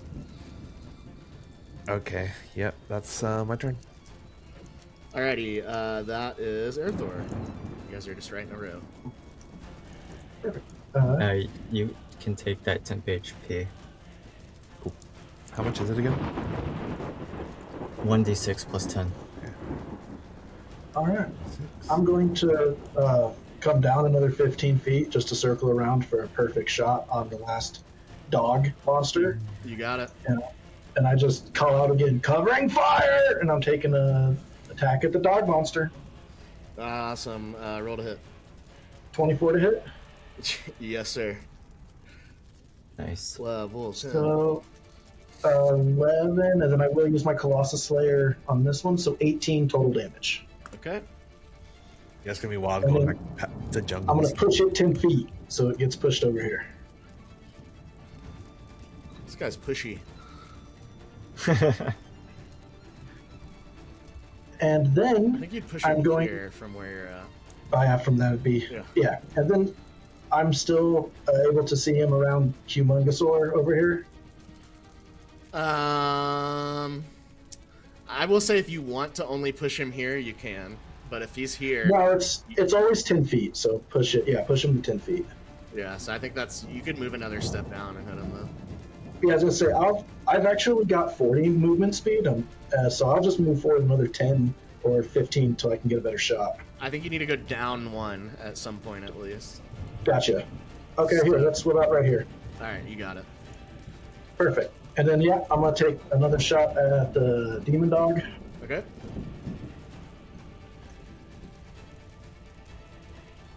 All right, 23 to hit, Nice shot. Definitely. and hits. I will expend another first level spell slot to do another hail of thorns. Okay. Nice. So the dog originally takes 7 piercing damage. Okay. And then I want to make sure I say it right. Cool. And then they get to make DC 15 dex save, or take 8 damage, or half that much if they succeed. The other guy, right? But yeah, both of them do it. Oh, okay. It's him and all creatures within 5 feet. The dog rolled a natural 20. The giant green cloak figure rolled a 18 on the die. All right, so they both pass. So they both just take 4. This green 20 is spicy. Yeah, it's 4 more piercing damage. Got it. So that's that. That's that. What else for you? Everybody alive still. Yeah, and then I've got a little bit of movement speed left, so I'll just use my last 10 and get up here. Cool. What else? That's my turn. Die, you demon dog! That is going to bring up this guy. He is going to run down. 5, 10, 15, 20, 25, 30 to you. He is not going to get advantage on this one. He is going to make a multi-attack against you. 2 bites. Really bad. 14. That'll miss. Next one is even worse. 8. Ooh, Dogs miss. suck.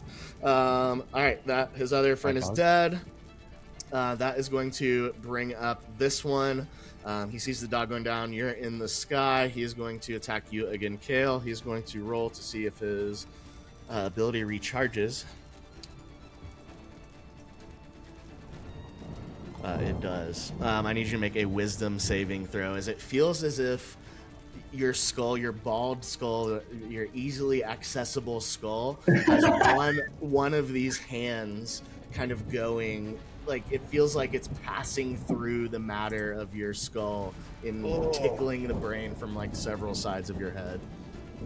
Oh. Damn. 12. Oh no. Uh-oh. Brother.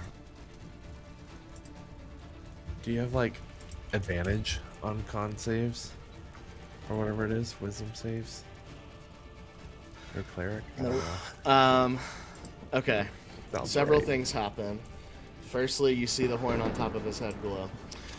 Secondly, you are now frightened. And thirdly, you take 37 points of psychic damage as you I hate that feel more. your brain scrambled on the inside. Oh, I'm unconscious. Wait, did you have temp HP? Oh, wait, hold on. I still don't know if that's it. I have 9. Okay. Oh my I'm up. gosh. Yeah. Every bit matters. So what's your health at now? 9. Heard. Okay. So you're still up. It can use Terrify if available in place of one of the attacks. So he's got a couple more attacks for you. He is I gonna rolled charge a up. 16 on my concentration. That is needs to be more than half of 37. 16 is less than half of 37. So the moonbeam is gone. It wasn't really doing anything anymore anyway. It was there for emotional support. Emotional support. You see this green energy charging up. First blast escapes his chest with dirty 20 to hit. No. It misses. Yes. Misses. My AC is 21. Sheesh. All right, second one Oh, is a 16 to hit. Will miss as you see these two bursts of green energy miss you from point blank range. That is going to end its turn, however, and bring us back to Kale. You are frightened of this creature. You cannot move any closer to it. And what else? I just made a video about this. Attacks against it are a disadvantage for him, I believe.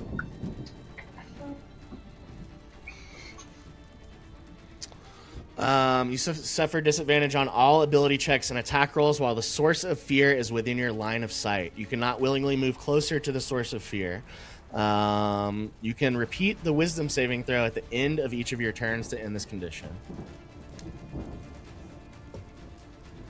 Okay, so I can attack it with disadvantage because I'm already next to it, right? Yes.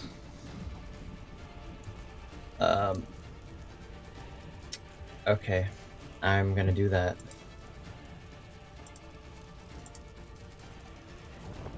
That is what that first one was lower. What was it? Nope, that's only a 9. So 9 will miss. Bonus action. Healing word. No. I guess bonus. I'll take another common healing potion. Okay.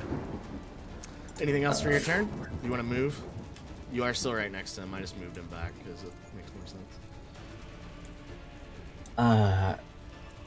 No, I can't survive an opportunity attack, so I'm just gonna end my turn. And instead of taking the temp HP, I'm just gonna end the frightened condition on myself. Okay. With Twilight Sanctuary. Alrighty, that is going to bring up Cortland. Flying Cortland. here below The tree, you. dude, making a nest. Yeah. Bird shit. Bird shit. bird shit. Is going to move however much this way, 20 feet over here. Okay. And then I'm going to shoot the big guy that's next to Kale with a Okay. short bow. Will be at disadvantage Why? because his shimmering visage. Okay. So did I see the shimmering visage before? Yeah, for sure. Outside of Okay. multiple times. Well, okay, so this is what I'm going to say then. That's my bad. Can I have not moved and stayed where I was? Sure. Because that would like ruin it. Or that would have been stupid for me to do. All right. And that's my bad. I'll pay him Remember, for yeah, remember it going forward. the shimmering. Okay, so he's going to bonus action steady aim again, to give Okay. himself advantage on the attack. So it'll just be a straight roll. To be a straight roll, and it is going to be. Please, baby. Ooh, 19 for 28. Hits. Okay. Nice. This one, I'm just gonna do all the You, All of you it. don't get sneak attack because you had disadvantage. Even if it canceled it out, Yeah, it's the fact that you had it. then it didn't fucking matter. What's the damage on the hit? One moment, and I will tell you. It is 8 damage, piercing, Okay. and that's all. Can't do anything else. Can't move. All right. That is going to end your turn. That's going to bring up dog number 2. He's down here with you, Aerithor. He's going to make. What about me? What? Did I miss my turn? Oh, Yeah. I'm so sorry. Yes, Aerithor, you're up. No, you're good. I just wanted to make sure. Nope. Thank you for keeping me honest. Can't read my own initiative order. That's my bad. Because it does matter, because I am just fully ignoring the dog, Okay. and I'm going to run past him toward the crazy guy. All right. He's going to bite at you as you pass.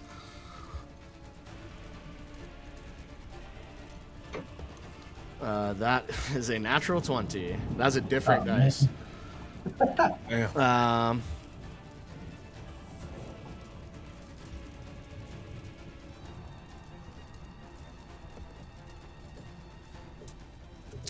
It's going to be oh my goodness, 14 points of piercing damage Oh, man. and 7 points of fire damage on the crit. I'm still good. So, All right. plan is thus. I'm just gonna, like, gently drop my crossbow, because it's an heirloom, and then I'm gonna pull out a short sword and a hand crossbow in my offhand. Okay. And I'm just going to I'm going to start with a regular short sword attack on this guy. Sounds good. Roll to hit. Do I have any disadvantage or anything? No, because he has been damaged. You saw when he got Okay. hit by Cortland, you saw the cloak shimmer out. I wanted to make sure. So that'll be a 19 to hit. Hits. Cute little 6 piercing damage. But then I will use my weapon mastery, and I will now have advantage on the next attack against him. Okay. So I'll attack again with another short sword at advantage. Just fishing for crits. 26 to hit. 26 hits. 7 more piercing damage. And then Vex stacks. I learned this researching how to play my character. So now I will use my 2 weapon fighting through crossbow expert with advantage and attack him with my offhand crossbow. Okay. It's just stacking how to do the most amount of hits in a turn. So then 22 to hit. 22 hits. And that is 5 more piercing damage. As I just like slash one arm, slash another arm, and then like shoot him in the kneecap with my hand Yeah, crossbow. and he's taking it, man. He's starting to look a little bit rough. You guys have like chopped off a couple of these arms. You see him just kind of wriggling like tentacles on the ground. What else for you? That will be the end of my turn. So, what's the temp HP from the? 1d6 plus 10. Okay. And he still gets it, even though you used the feature to remove the frighten. It's when each person ends their turn, they can make the choice of either. That's so sick. So 1d6 plus what? 10. Plus 10. Oh man, I got 14 temp out of that. All right. The dog is going to run up behind you and take a multi-attack against you, Aerithor. First I just shout out, "I'm here for support." First one is a 24 to hit. That'll hit. Second one is a. He now has disadvantage on it because of my multi-attack defense. Okay, second one is an 11 to hit. So then that will miss. Okay, so just one instance of the bite damage here. That's a 1, so 4 piercing damage and 4 fire damage. All right. As he bites Still you got some with temp his HP. flaming maw. And then that's going to bring up our large masked green figure. He is going to roll to see if he can recharge. No. He does. Great. Second can say he has to get a 5 or a 4, 5, or 6 on a d6. He got it both times. He is going to take a multi-attack against you, Airthor, as you are the most recent person to attack him, and you've moved into his range. He's going to start with the Terrify. I need you to make a Wisdom saving throw, please. Here we go. Oh, nat 1 for a 5. You are frightened of him, and you also are going to take 32 points of Wisdom damage. Psychic damage, I should say. He is going to. You're going to see his horn flash on the top of his head, and then he is going to. You're going to see the green energy in his chest start to charge back up. First one is. It's going to hit you. It's a 28 to hit. Well, so he should have disadvantage now because he's he's hit me with an attack. That's true. So it's just a dirty 20 to hit. Still hits. Okay. And then I'm going to just scroll to see if he hits you on the second one. It's a natural one, so no disadvantage roll needed. So just one of these is going to hit you.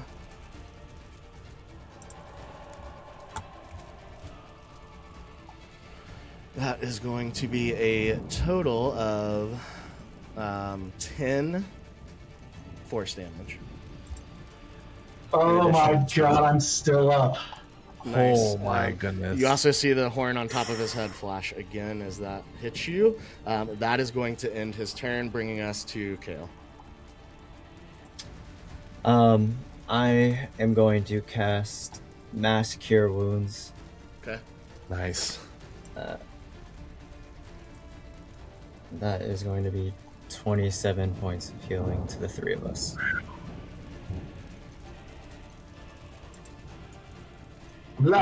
Needed. And he's still on top of me, correct? Yeah, that he's been within 5 feet of both of you. He's technically standing in this square. Yeah, okay, that's what I thought. Guess I'm going... Yeah, just stay where I'm at. Can't do anything.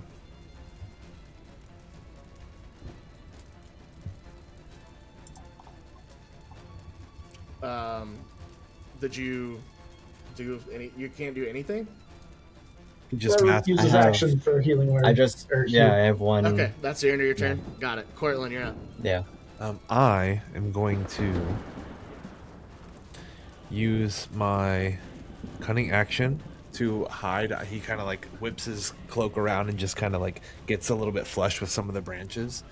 And then I'm going to use, I'm going to hold my action for a short bow attack on this guy for when his shimmer disappears as the trigger. And my turn. Okay, I got you. Cool. Airthor, you're up. You are frightened of this individual in front of you. You get disadvantage on ability checks and attack rolls while he is in line of sight, and you cannot willingly move closer, which you can't do anyway. Yeah, I was say I'm going to turn around and attack the dog to try to get it out of my way so I can flee bravely.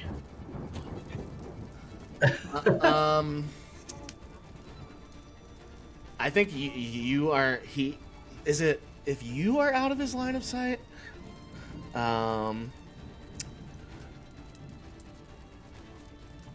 Within your line of sight. So if you turn around from this guy, you can't see him. So that won't affect this roll. Yeah, I'm like, yeah, I'm fully like, the thing's awful. It's super bad. And I go and I just attack the dog to try to leave. Roll Oh it. yeah, it's super bad. That was an 11 to hit. An 11 does not hit. Attack number 2. 23 to hit. Definitely hits. All right. So I give it a good stabbing for 7 piercing damage. Okay. And then if it's still up, I'm going to use my bonus action to take that advantage crossbow shot. It is Nat 20.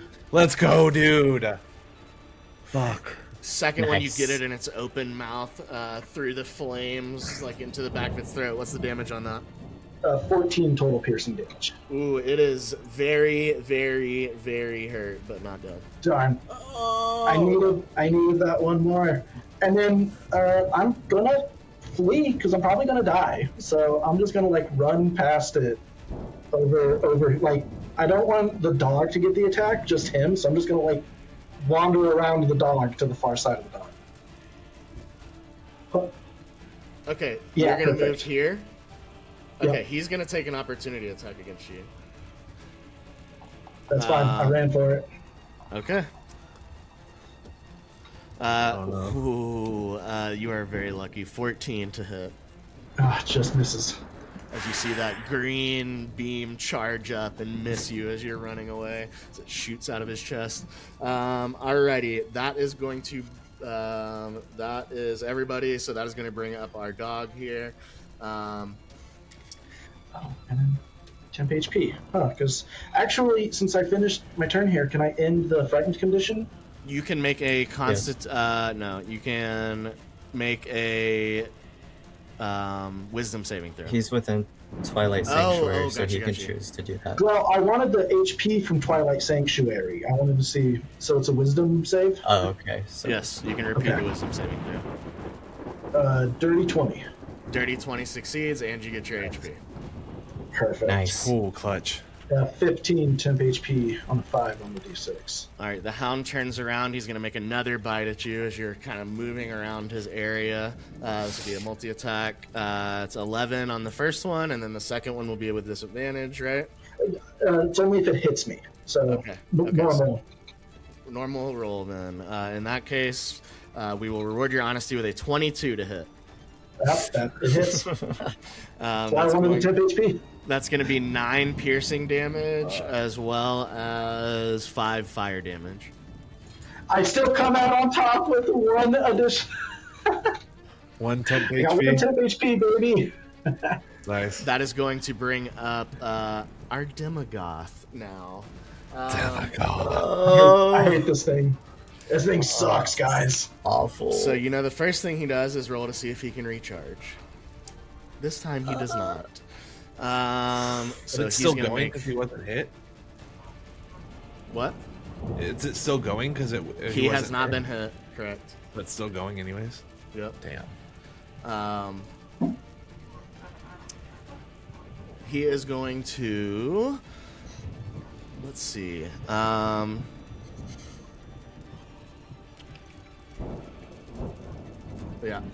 Kale, he's going to move back up into your... He's still in your space here. And you see this green beam begin to charge up as it fires forward for a 19 to hit for the first. Misses. 16 for the second. Misses. Brother. My God, man. It's a strong shield, guys. 19 for the third as his turn ends. All Misses. 3 green beams missing you. He's feeling a little rough now. And you see that horn, since he didn't hit you, his horn does not blaze on the top of his head. His cloak, though, is still shimmering, making him kind of hard to see. Kale, you're up. What a crazy fucking enemy, dude. I'm This thing's swinging. awesome. I hate it. Savage Attacker, Divine Striker. I'm swinging at this thing. Cool. No. This is a 9. 9 does not to hit. hit. I'm It's really smoky, guys. Oh, dude. You have any re-rolling capabilities? no. There's bonus action, healing word, at first level. Fuck, man. Our orc friend again. 6 points back to you. For me. Oh, thank you. Thank you. And then I'll end my turn and take my temp HP. How long does this effect last? You said 1 minute, right? Correct. Okay. So that's 10 turns. It definitely hasn't been 10 turns.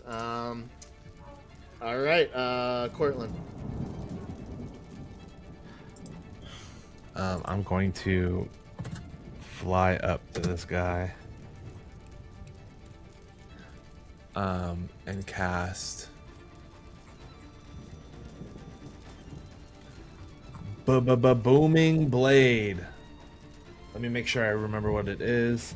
On a hit, target suffers weapon normal attack. Booming energy, push 5 feet. Okay. Yeah. So just to remind you, this is going to be at disadvantage. You will not be able to get sneak check because his cloak is still going, just in case you forgot already. Nope, I didn't.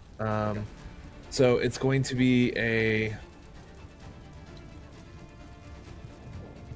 Yeah, I have to see if it hits anyways, but I do the same kind of wipe over the blade and it starts to kind of spark. And it'll be...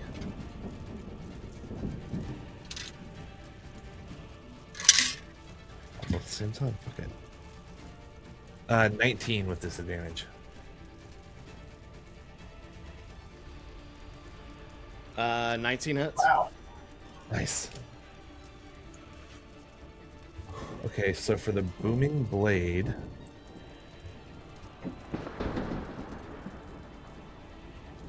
I'll do the regular damage. It's 11. And then booming blade.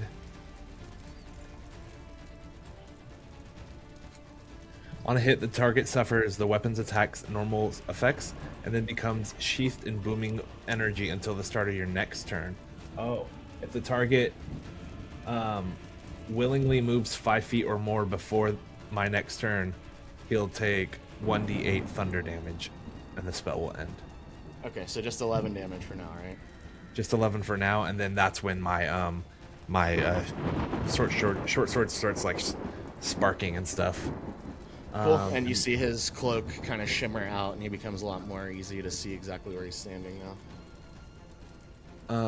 Here I would have flown all the way to the ground to get to him, but then I'm going to. I mean, even 10 feet in the air, you can still hit him. He's oh super yeah, huge. true. Okay, well I mean yeah, sure. I would have stayed up in the sky then, and then I will bonus action.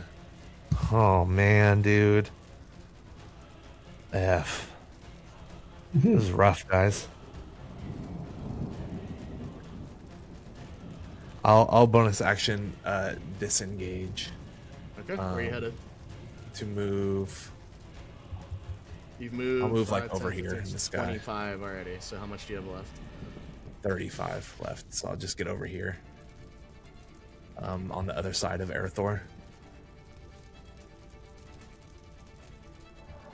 What's my turn? You have how much movement? 60. Because of good to speed. And okay, gotcha. So yeah, down here then. All right, Erethdor, you're up.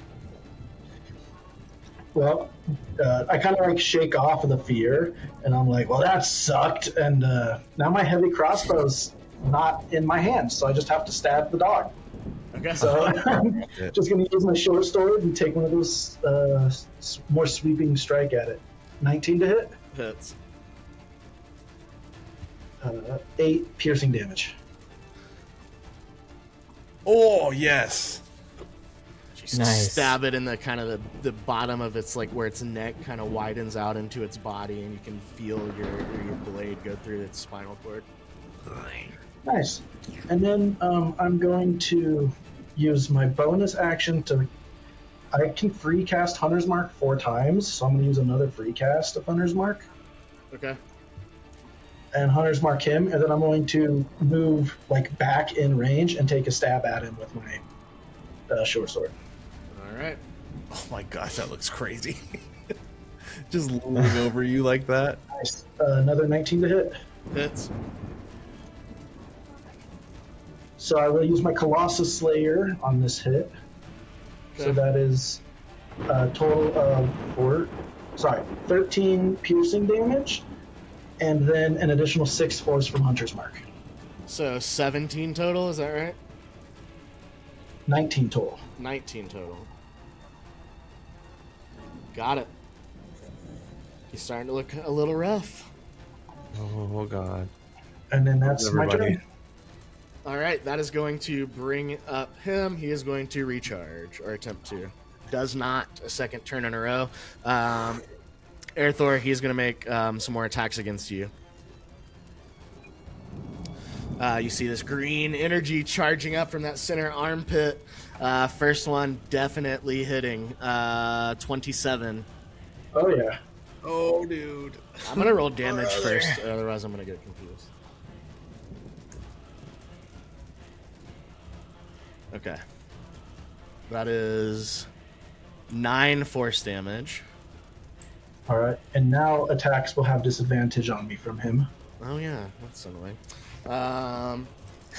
So that's still a 14 plus 9, 23 to hit.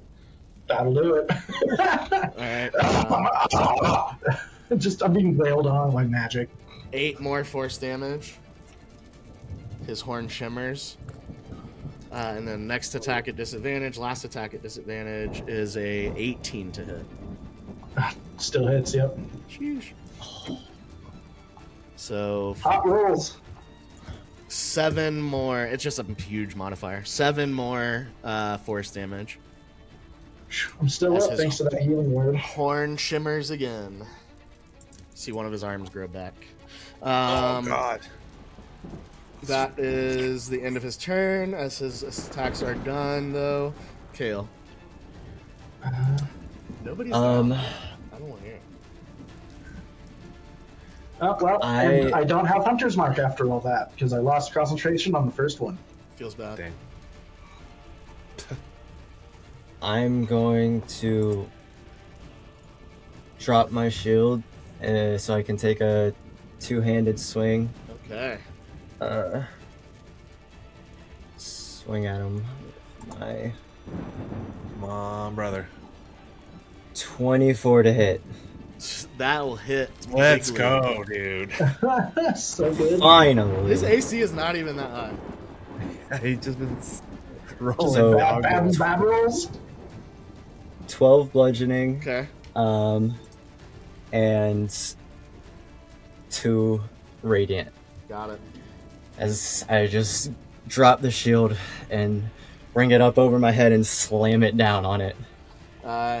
He is. I will say, you guys have noticed that he is a masked figure. No sound, like no speech or any kind of communication of any kind has come out of this thing. It has been essentially silent this entire time.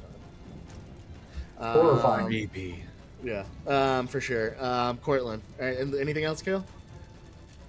No, that's gonna be it. I'm just gonna take my temp HP. Cortland. Cortland will touch down onto the ground and fire a short bow shot. Yes, sir. His who just went? You hit him. Okay, so his cloak is not shimmering. Okay, here we go. Oh, dude, I have the dice that doesn't show you until it finishes rolling too, and then it appears. Oh God. Okay, so that's a 22 to hit. Hits. So this is finally gonna have some freaking sneak attack, dude. So that's gonna be that's really good so far. Well, I'm just rolling it all, dude. Well, so that's 36 piercing damage. Nice. How do you want to do this? Oh my Nice. Yes! Nice. dude! Holy fuck! Ah, Okay, Cortland will see, like, you know, his ragged friends in front of him, and just kind of let himself down. You see the shimmer in the firelight of all the jewels in his wings, and then comes down, takes out the bow, and just yells, "Enough!" And then just knocks one back and just does it straight through the center where he sees that green beam coming from under the center arm. You see it strike true, center mast. As this arrow hits him, you see the arms begin to dissolve. This has already happened to the Hellhounds. They burst into embers, kind of similar to the imps, after 10 seconds or so of going down. And you see this guy slowly starting to dissolve. You do see that a couple things remain. A couple more red potion bottles, looks like, and the cloak that he was wearing remains on the ground. Oh wow. I kind of like kick at the cloak, and I'm like, "You trust this infernal-looking thing?" I don't, but we may need it. Well, I already got a cloak, so it's one of yours. I don't have a way to identify what this is right now, so I'm not sure if we I'm gonna grab it. I'm gonna pick up the potions, the red vials. Yep, you recognize these as common healing potions. The cloak requires attunement or to be identified. If you spend Okay. an hour with it.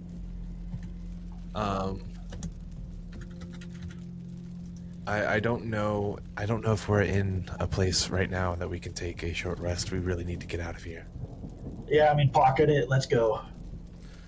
As you say, pocket it, let's go. From up here, just off the map to the north, you hear a sound of a sweet, sweet woman saying, "Not my children, please!"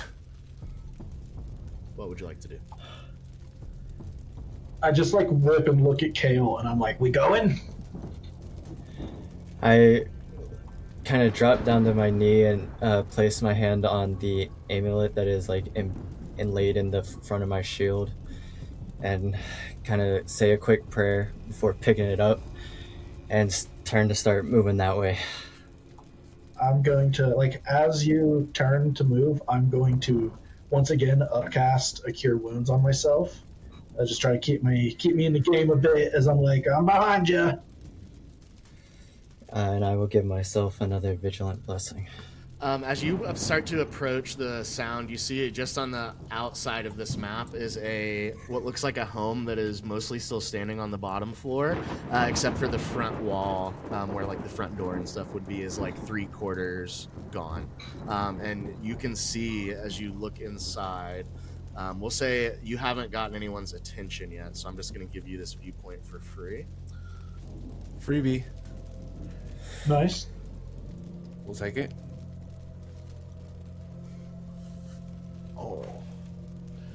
You see what a very fiendish-looking creature holding a whip and a sword facing away from you, and you can just make out behind them a small halfling woman with her 2 young children huddled behind her. She's kind of got her arms out, trying to provide some form of defense for her children and this fiendish creature and in front of her. And again, she's like, "Please!" And you can see that there is another male halfling that looks to be about the same age as the woman that is perished in the front room. Nobody has noticed you in this space. What would you like to do?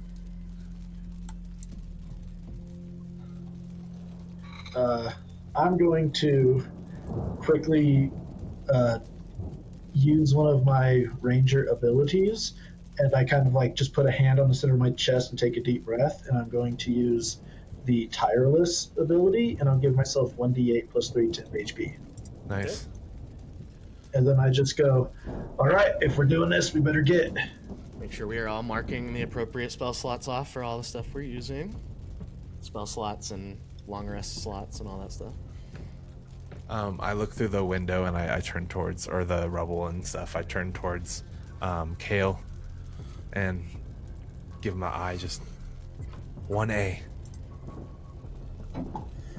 And then Right. I turn towards the creature that's in there, and I want to cast Hold Person on it.